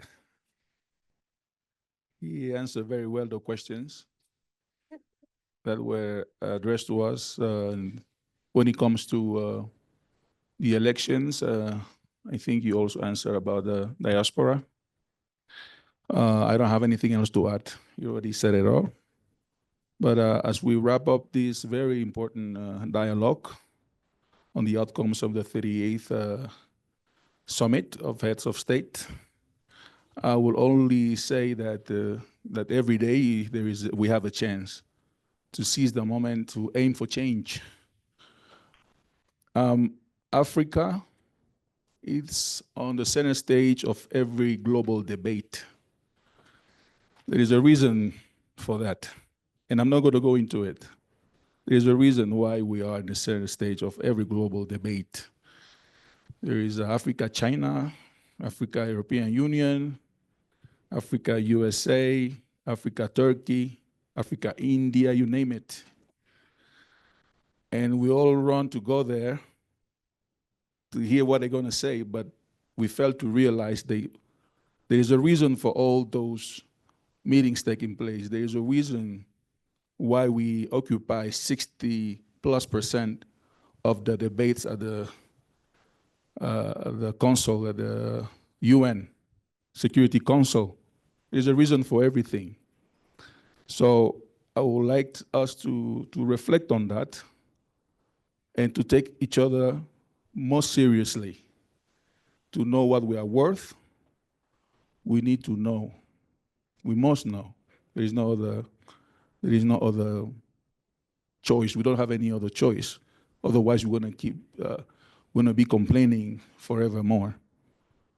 So what I would like us to take away from this event is to take each other more seriously, to put each other first. We have many initiatives that we have started, like the Africa Free Trade Agreement. We have everything. We've written everything. There is nothing, I don't see anything that we have not touched. But we have to take each other seriously. And, like we say, put the boots on and start to do what we're supposed to do for the African people.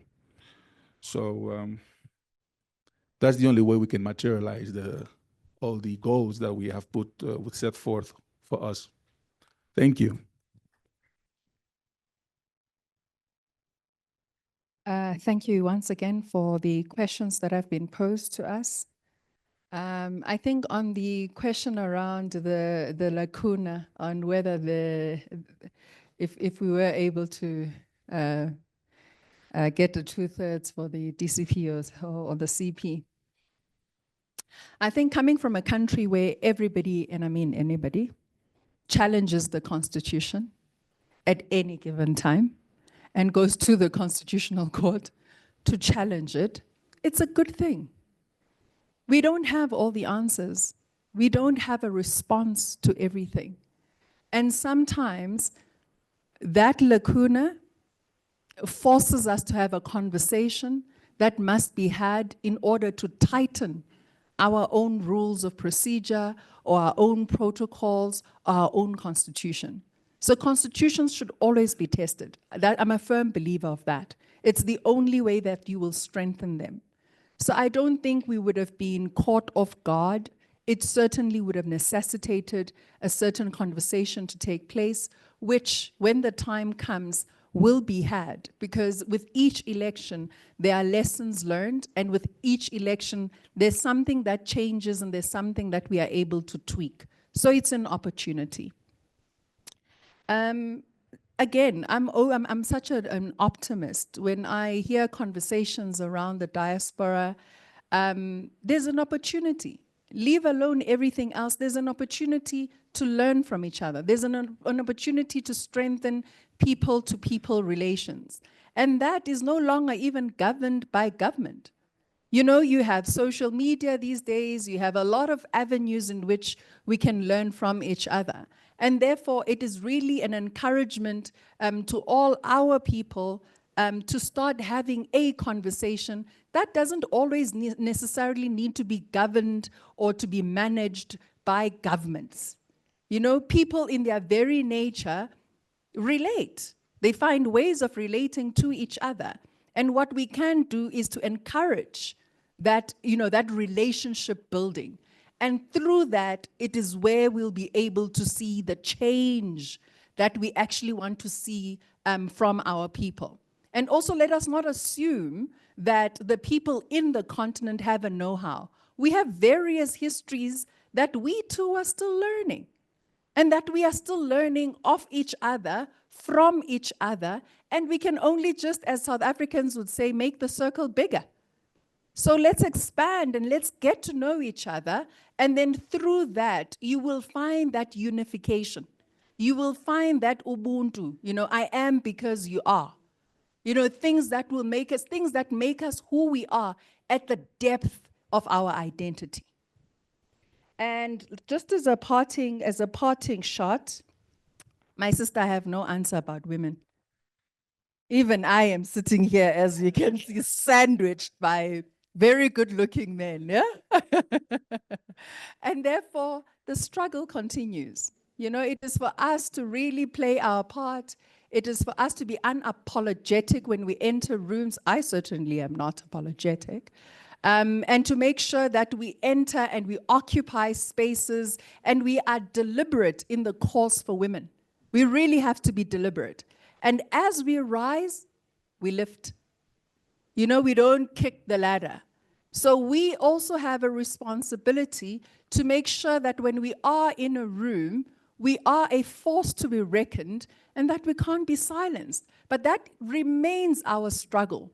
It remains our cause. And it remains a conversation that we need to have amongst ourselves in terms of how we're going to break that ceiling. I'm not making excuses for men. They certainly know I would never. But when you enter a room, make sure that you are the change that you want to see either for your sisters or for your children.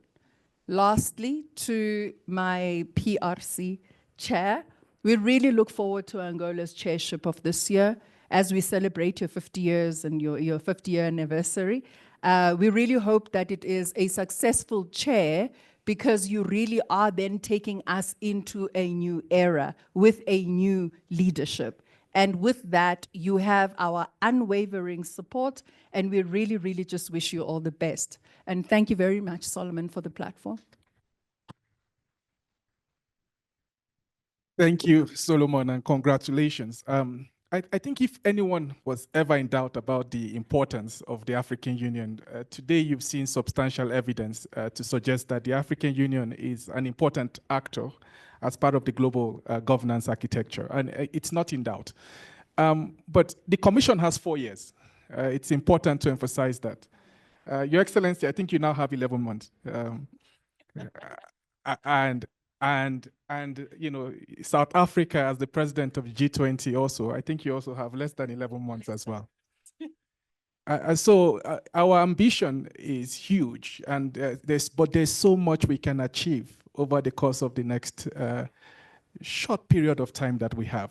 So my plea is that we need to have a narrow but very deep intervention. And there are quite a number of things we've said today that we all align, especially around our economic policies, around structural economic transformation.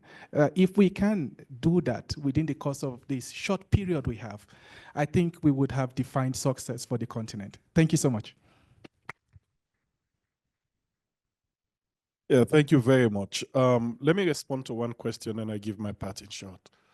I think the aspect of most of the side events that took place, I want to indicate that for the first time, or maybe in a very long time, this time around on the margins of the summit, it was well coordinated amongst various international players. So it was not an event that just happened without necessarily finding its way into the African Union policy table. Solomon here, Amani, does a lot of work that finds itself into the Peace and Security Council. Some of the side events, we did it in partnership with many other organizations, and most of you in the room were part of it.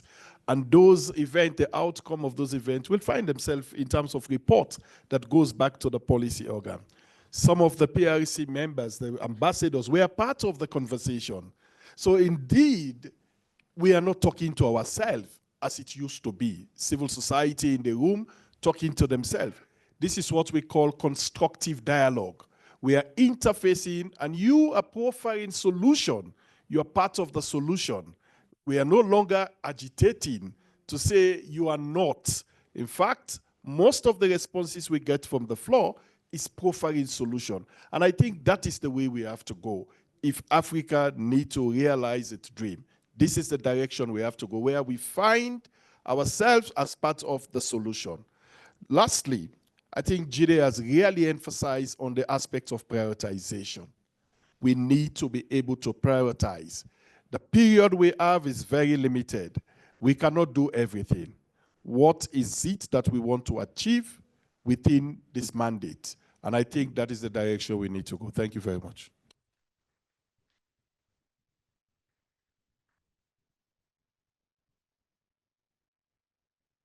So we have the conclusions of the 38th Organization of the African Union Assembly with very deep reflections, including on the question of what should be the priorities for the new leadership. A number of colleagues, including from the floor, shared their reflections about how the election of the AU Commission leadership went. Some of you from the floor mentioned that there is a need for mending the divisions. As Matseko rightly pointed out, it could have been worse, right? The worst have been avoided. That doesn't, however, mean that there is no work to be done. So one of the things the new leadership has to do, as mentioned from the floor, from the first day, is basically to make sure, as Dr. Jean mentioned, to actually ensure that this leadership is for all 55 members of the African Union, not just for those who voted for them. So there is work that needs to be done in terms of consolidating that cohesion and mending of the divisions.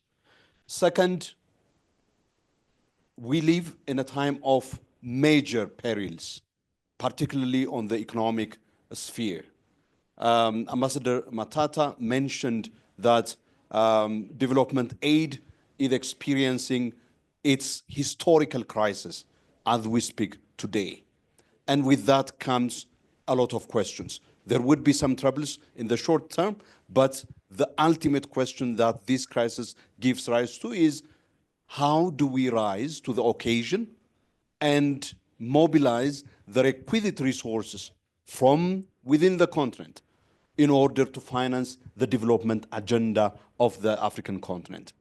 Of course, this domestic resource mobilization is also contingent on the reforms that need to happen internationally with respect to the economic, financial policies of the international economic system, whether that is in terms of rectifying the deep bias and discrimination against Africa on the basis of perception around risks, and therefore the questions about addressing the rating questions, but also with respect to the management of data.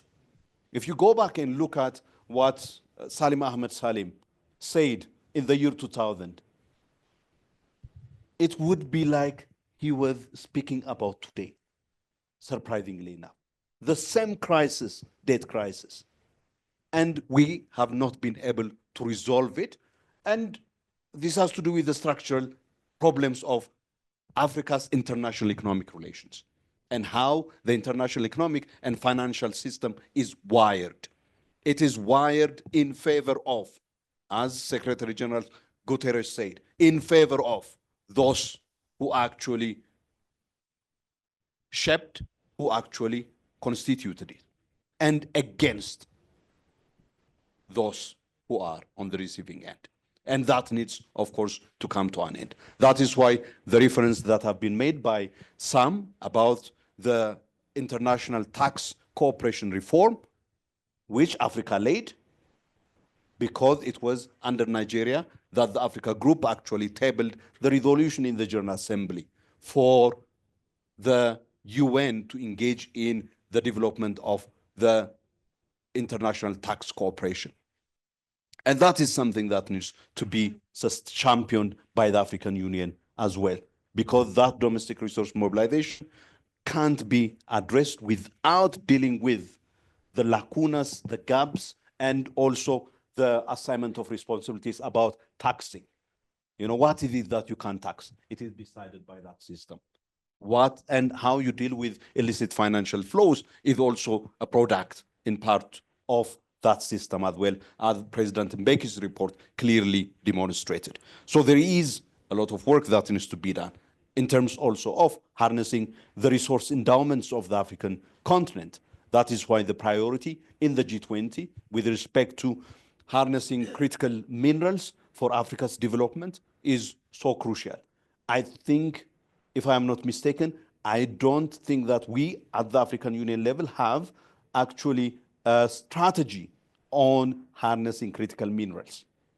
Many do have strategies for these minerals here in Africa. I don't understand how the African Union doesn't have one. And this is a failure on our part. So, Ambassador, as you said, we need actually to put on our boots, get our hands dirty, and work for ourselves. This is so crucial. And this brings me to the question of what you said, as well as on peace and security as well. We have the peace and security architecture. We have the decisions. We have the policies. What is lacking? You rightly, hit it on the head of the nail. Leadership. We need to have people who actually translate these policies, these decisions into action. And perhaps one of the things that I pray, honestly pray, imagining myself on the receiving end in Khartoum, in Darfur, in Eastern DRC, whether or not there will be an African Union that would make itself felt on the ground in those spaces and places, not just issuing a statement from a comfort of a good office in Addis. That is the kind of leadership our dire peace and security situation requires. No longer somebody sitting and traveling around the world. Here on the African continent in the most difficult of circumstances. Will that be the kind of leadership that the new African Union Commission chair and deputy chair as well as commissioners provide? Is that what you as members of the PRC going to ask and demand, that they mobilize collective consensus, that they mobilize and build the collective will and commitment of member states and leverage it to bring about the kind of influence to avoid the external interference that you made reference to? Africa has become a theater. This region, most of all, is one that is increasingly becoming almost a theater of everybody else coming from elsewhere, making it increasingly difficult for us to live our lives. So that is really extremely important, that the African Union doesn't do business in the business as usual fashion. It should completely make a break from the kind of business model that the African Union has been implementing for the past 4 years. I think without that, the very not just credibility, but the very future of the Union would be in question, because citizens would be asking that question. I'm sure member states would also say, why do we bother ourselves with this thing? And I hope it wouldn't come to that. Then you have the institutional reform, which I hope would also be finalized in order to bring that to a successful end, for us to focus on the implementation of the priorities that are actually set in Agenda 2063. The theme of the year on justice for Africans and people of African descent through reparations, indeed a profoundly important theme that ties together a number of issues and priority areas that are on the agenda of the African Union, a number of issues that have come to the front of the crisis facing the multilateral system as well. So if you look at, for example, Secretary General Guterres in his new agenda for peace, he said, I quote, without coming to terms with the legacies of colonialism and slavery, we wouldn't be able to achieve what we set ourselves to achieve in terms of reform of the multilateral system. We couldn't be able to achieve the kind of society and world that we imagined through the Sustainable Development Goals, for sure. Why? Because the inequalities that continue to pervade our various systems are a product of these continuing effects of the enslavement of African humans and its consequences, as well as colonialism and its continuing impacts. The diaspora, of course, as Ambassador rightly mentioned, is an important component of that. And key proposals have been put forward. And Jide already offered William for himself to have a sit down, to have a trilateral for discussing on how to take these issues forward. And with that, we clearly, as Jide rightly mentioned, have a lot of work to do. And I do hope that this has given us enough in terms of realizing what we need to do, but also realizing for the kind of accountability, for the kind of action and responsibility that we expect. And all that is left for me to say is the following thanksgiving. First, I would like to thank these distinguished members of the panel, Excellencies, ambassadors, dear sisters and brothers. Thank you so very much for gracing us with your kind presence and candid reflections.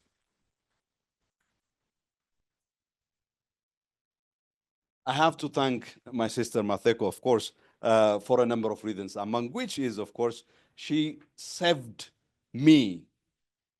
Not just because she always brings a great deal of richness and power when she intervenes, but also because she happens to be the queen on this. I mean, she is a queen, but on this platform as well. So thank you. I agree with you, my sister, that one of the things that I hate personally as well is to have males, all male dominated, platforms. So thank you for breaking that. I wish to thank each and every one of you for gracing us with your presence, with your participation, questions and answer, and with your collaborations with us, Adamani Africa, with African Union, ECOSOC.